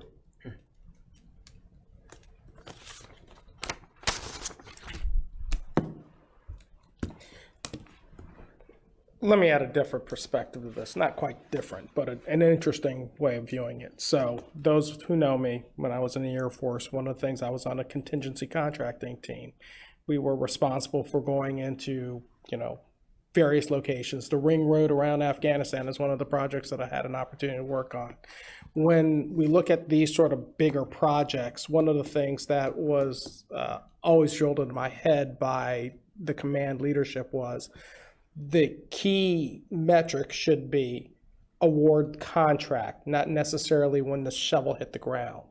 So when I'm looking at this, it gives me enough confidence to say that we're giving staff enough flexibility to do what it needs to do to award contract.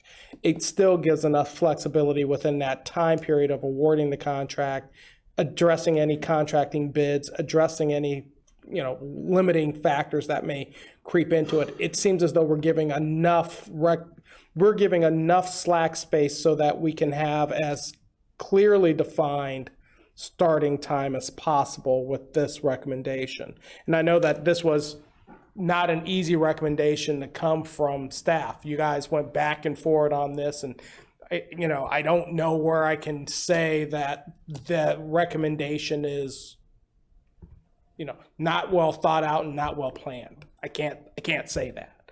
I can say that it's clearly giving us a little bit more flexibility in some areas. Would I prefer to get things started faster? I think everybody would love. We would have loved to have started this in 2020, but we are where we are at. So, when we look at how things are balancing out, I do think that this recommendation does balance out the concerns of those who have a concern about the fourth quarter, and I think those are legitimate concerns. But I think in this recommendation, it also gives us the maximum amount of flexibility to make sure that we have the things in place. We fight the contracting fight early.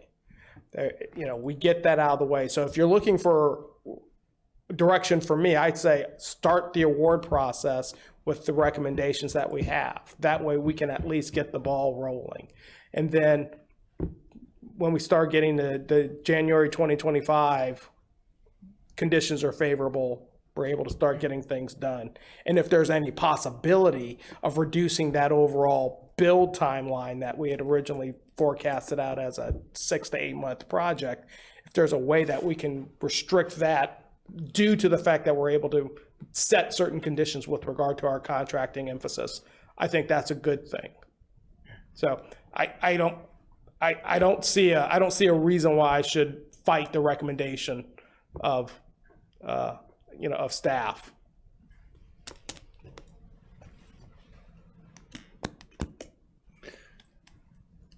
How much of the overall timeline is because we are doing parking mitigation? If we were to delay the projects, start in January, but instead of trying to keep 60% of the lot open, we try to keep 40% of the lot open or something like that, right? Will that move up the construction timeline? It's a hard question to answer, but I don't think it's going to make a really large difference. And that the reason I say that is because there's already parking out there today, and that's mostly the area that we're going to be utilizing for temporary parking, partial parking that we're salvaging. And almost all of the infrastructure is going to be south of that temporary lot. So all the storm drainage, all except for maybe one or two, 3 pipes, are all going to be outside of that parking zone that we're keeping open to the public. So yeah, they'll have to fence off an area, and they'll have to sort of phase the project and not be able to do every bit of grading at one time and every bit of stone at one time and every bit of asphalt at one time. But for a 6-month project, I'm just kind of giving you a ballpark. I don't know that it's going to save you more than an extra month to do it all at one time. Okay. Thank you. I had a kind of a comment just about the issue, about the survey. I read through every line, every 23 pages of that survey. The things that we're talking about, like the council not having courage to do something, that made me mad, but whatever, that's kind of part of the job. But there was some tone, especially about the town employees and where they park, that I did not feel shared that of the town businesses' own employees. They wanted something different treatment for their own employees than they want for town employees. And that's ridiculous to me. And they want us to do something right here, and they're making me mad. And it's just kind of like, if you want somebody to do something for you, you don't make them mad to begin with. So I just want to say that, because it really irritated me, the treatment of the town employees, their parking versus the business employees' parking should be treated the same way. And it's the same priority of safety and walking times and all these things. So I just want to say that. I picked up on that too. Yeah. No, I think that's a solid point there. And I do think that one of the other tones that we picked up on was kind of this thread of we should only be catering to the whims of those who are the downtown business owners. And I think it's important to consider the downtown business owners because they have an impact and they're physically there. I think that's a good thing to keep their thoughts in mind. But we also have to be very cognizant that we're using the tax dollars of everybody here in Apex. So giving them an opportunity to have a say, I think, is important. And I'm glad that they had an opportunity to take part in this survey. I think that's reflective of what we're seeing in terms of a community sentiment. So I appreciate that. I have a feeling, though, that if it went out community-wide, we'd be seeing different things here. Yeah, what I hear is, when are you guys going to get it done? Not the fourth quarter. It's like, we want it done as soon as possible. I also had the stakeholders include like the festival people too, who like Peak Fest would probably love, I'm not sure, I can't speak for them, but like they would love for this to be done before Peak Fest next year. That's Big Fest, there's. Big Fest, There's the- several festivals next year. And they were invited. They were at the meetings. I just made it clear that they were there. Oh, they were there. Okay, good. Well, But I will say, we have what's in front of us. I don't want to go to us versus them. Let's just make a decision tonight. Let's move forward or not. Can we just move forward? Is there a motion? Is this something, are we voting on this? What's the procedure? Because this is, yeah, so it's new business, so we do get to vote on this? Okay, all right. Motion to approve? second. Okay, well, motion is second. All in favor, say aye. Aye. Opposed? All right, passed unanimously. We will update council as we move forward and we get different aspects in line about what the plans are. So. Okay, thank you. All right, new business 2.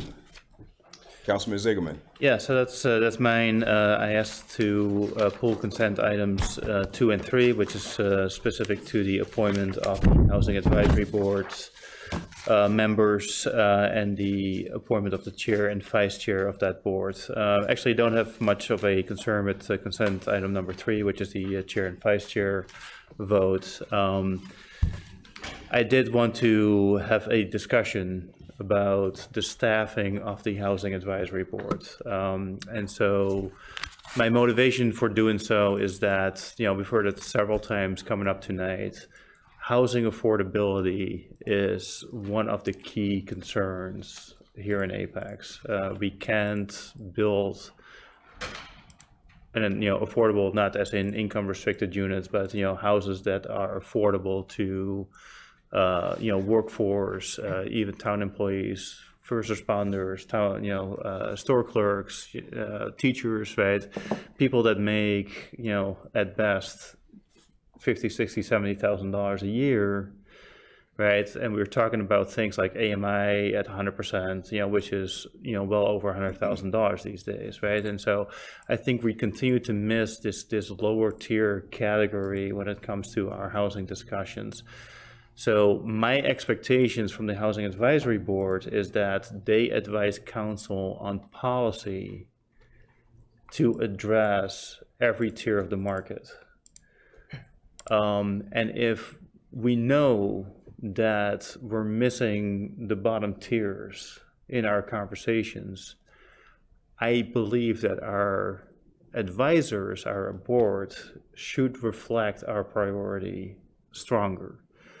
I'm not saying that we sway 100% one way or the other, but if our priorities are in housing affordability, I'd like to see a stronger representation from people representing organizations, nonprofits, that have vast experience in that area, and therefore I believe are in a better position to come up with policy for us to follow, as we evaluate rezoning, the conditions, development projects, and so forth. And so I want to make very clear that this is not about the individuals currently on the board or their skill. I think everybody on the board brings something to the table today. I think a lot of the applicants have very strong qualifications. My preference would be to use this opportunity to, when we have the opportunity to appoint 3 positions, that we give stronger consideration to several individuals that I think represent that nonprofit and housing affordability question a little bit better than some people on the current boards are able to, just because of the organization they represent and their experiences. So given that I pulled this into new business, I need to make a motion, right? My preferred motion would be to defer and ask the mayor to reconsider his nominations and see if at a later date we want to bring back a slate of candidates potentially. If the mayor is not willing to do so, then I think the next motion would be to actually start striking names, which I prefer to avoid at this time if possible. Yeah, thanks for that. And as you and I have had many discussions about this, and nothing personal, I know it's just a philosophical difference, but I know the mission, the goals of HAB and what we're trying to accomplish. I look at it as we need allies. We need allies in the development community to get more work done, to have someone in the development community that has influence. And I think my recommendations is consistent with that. Nothing against the nonprofit and, in particular, Habitat. Ms. Birch know her very well. She has open access to my office. We talk all the time. So we gather her perspective all the time and the organization. So for me at this time, I think the immediate move is to get compliance, get cooperation with the development community. So that's the reason I went with the one individual in question. So I will tell you it would be a waste of time to defer it because I'm going to bring back the same name. Okay. So it's not going to change. Okay. And I appreciate your point. My perspective is that, having the building community on our boards, to advise us on housing affordability, and it's kind of the fox watching the hen house to some degree. I don't think that those people are in the best position nor have the same motivations that we do, as we look out to the future of our town. And so, understanding your position, Can I respond to that real quick? Sure. So I think you're misunderstanding my point. I think it's all about trying to keep them close to help them better understand what we're trying to accomplish. We've seen it several times tonight with rezonings, and it was mentioned by several council members. We want to have better affordable housing, and they need to contribute more. So we need them at the table. I don't disagree, right? But my reaction to that is that we last year put out an affordable housing policy that we have yet to see a single developer pick up, and we keep making these changes in the margins with like 1 unit here, 1 unit there, whereas the intent of our policy was to move things at a much bigger scale. And so we're not seeing the uptake in that, which leads me to believe that there's something not entirely fitting with our policy, right? And so how do we write policy or advise council on policy if the people that don't want to use it are the ones kind of making those recommendations? Yeah, and my response to that is, this is a work in progress. It hasn't been out that long, and that's the work for HAB to do. I think we need to share that with them, that there's more work to be done, and that's what we would like to see. So I'm not sure if Habitat could change that anymore, faster than any other organization. I will say that staff, based on my knowledge, the recommendations they didn't have an issue with. So I do want to support staff in that regard. So I haven't heard any resistance from them. So, at this point, they are the experts. They kind of know what direction they want to go in, and I want to support that. So here's where we are. Okay. So in that case, I'll move to, sorry, go ahead. Say something Yes. real quick. So as a member of the Housing Advisory Board, I feel like we've had very fruitful discussions, and we've also had not fruitful discussions. And I would say that, there are two people mainly from the development community on the board that one has been super helpful, been shown up to almost every board meeting and gave input based on himself and surveys of other developers. So his input was super helpful to understand the perspective of the development community. The other person did not show up for a lot of the meetings. So even if he did have a perspective, he was not there to show it. He was not there to give it. So I did not find his being on the board to be very helpful for any of us. So that's my perspective and why I did not recommend that he be put back on the board. Okay.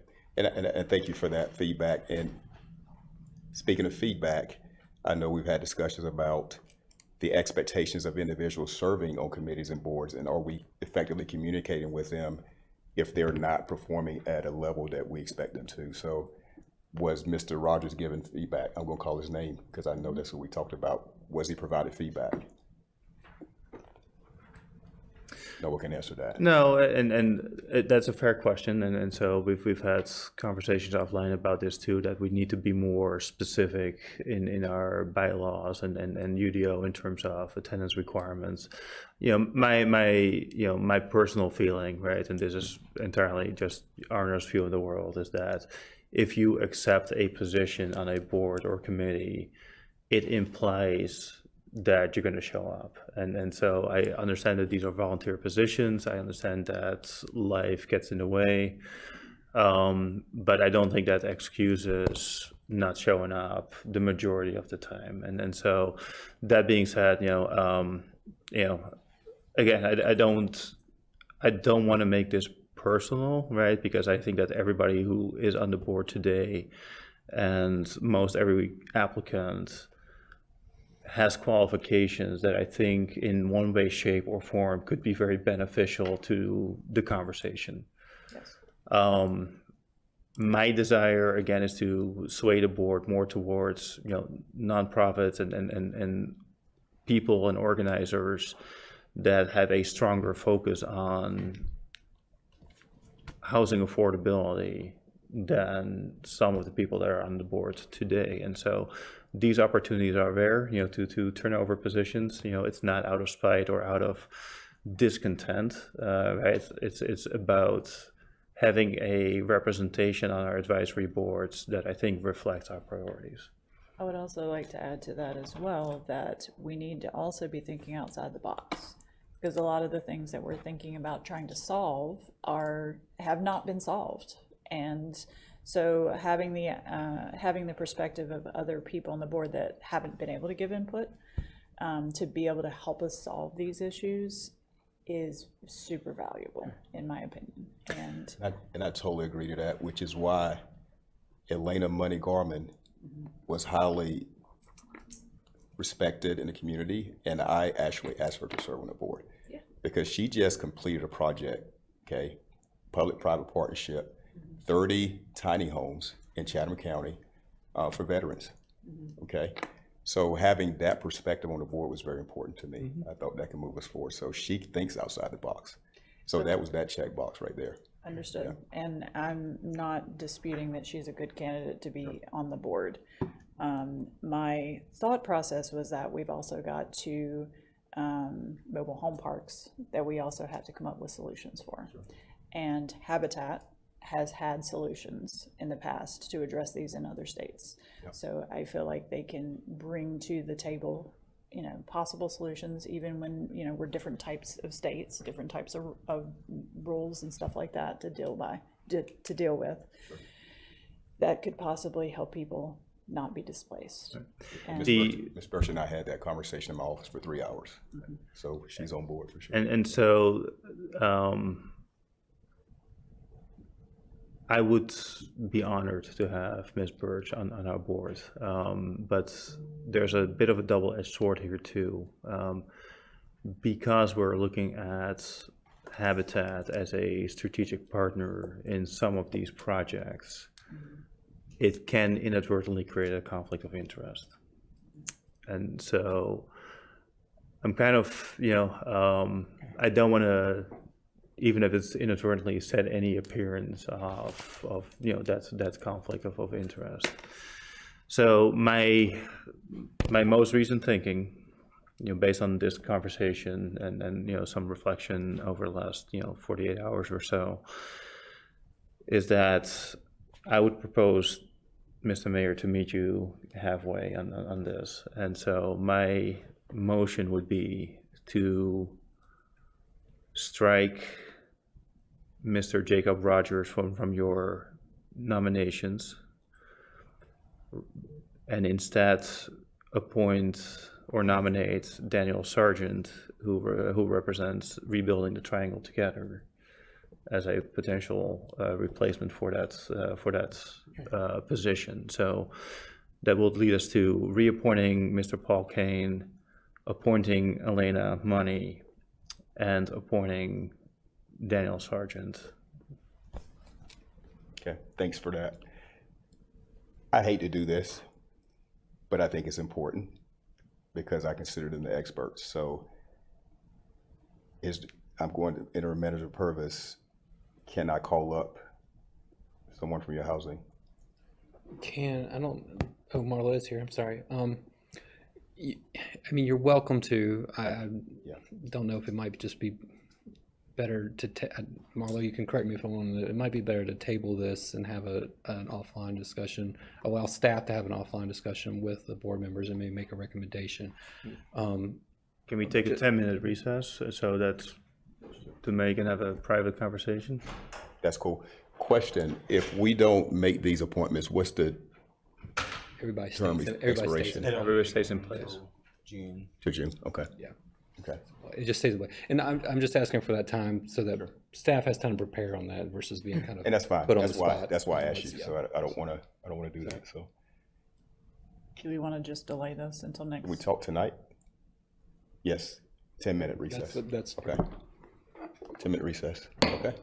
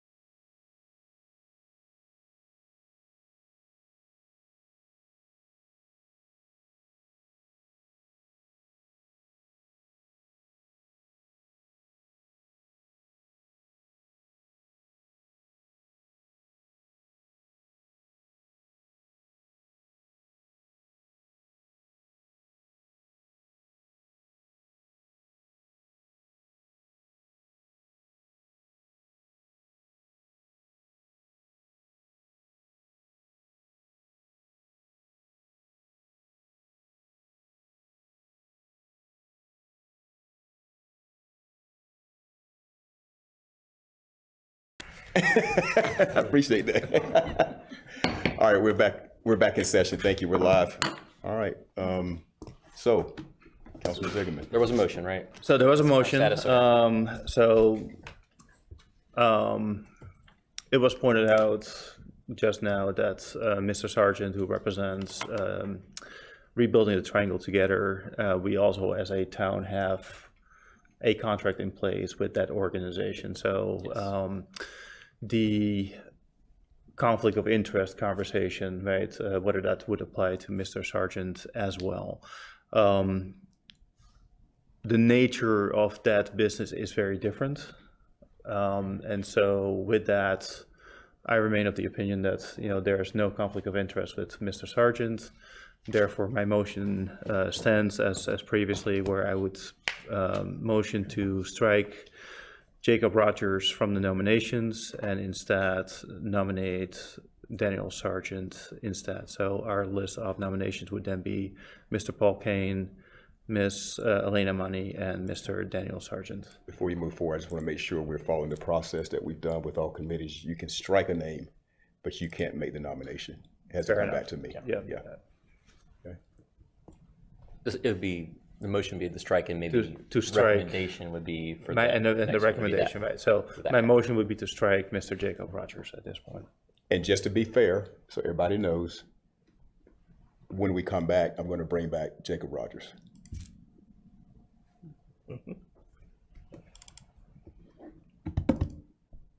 So there's a motion. Motion.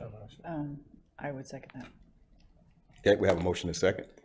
I'm not chimed in yet. You know, we live in this state where we can't require this kind of stuff, which other states can, which I think would be a different conversation if we could require things of developers related to affordable housing.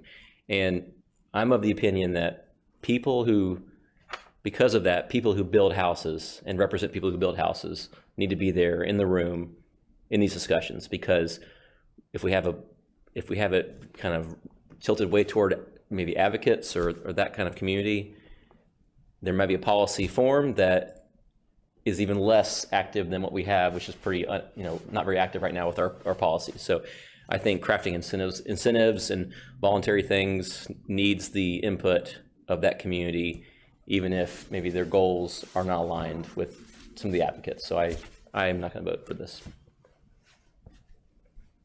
Any other comments? All right, so we have a motion and a second. All in favor say aye. Aye. Opposed? No. I'll say 2-2. Interesting. So my vote is absolutely no. Okay. So what do we do now? Yeah, so you technically still not appointed anymore.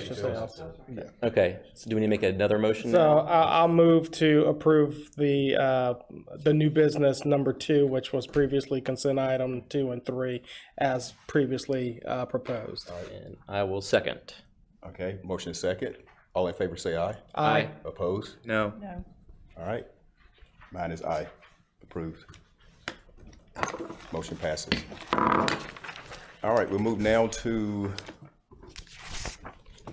town manager. Yeah. I'll keep it short. As my time is short, both as interim and Easy on the victory lap there, Mr. Purvis. I'm very excited and looking forward to Mr. Vosberg starting very soon. So, now, real quick, just a couple of things that I think are good for you to know, good for the public to know. Last week we got checked off on our county inspection for our splash pad. Yes. Yay. So, Yeah, Craig. Trying to Daniel and Craig and team trying to kind of get those final touches on, so we're open and ready to go in May. That's the goal on that. We'll make sure on that. We also Joanna has left, but just wanted to pass on. Not our project, but kind of in our economic development partnerships. Gateway has gone vertical now. So if you're right out there, it's not just groundwork now, the buildings are going up. So that we're very excited about that. And then third, I think most of y'all were at the Holy Celebration this past Saturday. Went well. Well, that's just the start of everything, because we have 5 straight weeks of events, and then we get like a week off, and then we're back into it. So festival season, event season is here, and so just be on the lookout for those this coming week. Sorry, now I'm blanking on what Pig Fest. Thank you. Pig Fest this week, and then I think we have Earth Fest, and then we've got the housing fair, and then we've got Pete Fest. I say just keeps on going. So lots of fun stuff. It is lots of work for us though too. So just keeping that in mind as we have a lot going on and staying busy for those events. So, and I just want to say thank you to our event staff, recreation, public works, and public safety folks that are out there for that ahead of time. Thank you in advance. And Brian, you can take that for everybody since you're the one in the room. So as a thank you for all your work on that. So, and that's all I have to pass on. Thank you so much. I would love to just say thank you to Mr. Purvis for the job that you have done, because it's a heavy lift to do your job and the town manager job at the same time, and you've done an amazing job. So I appreciate everything you've done.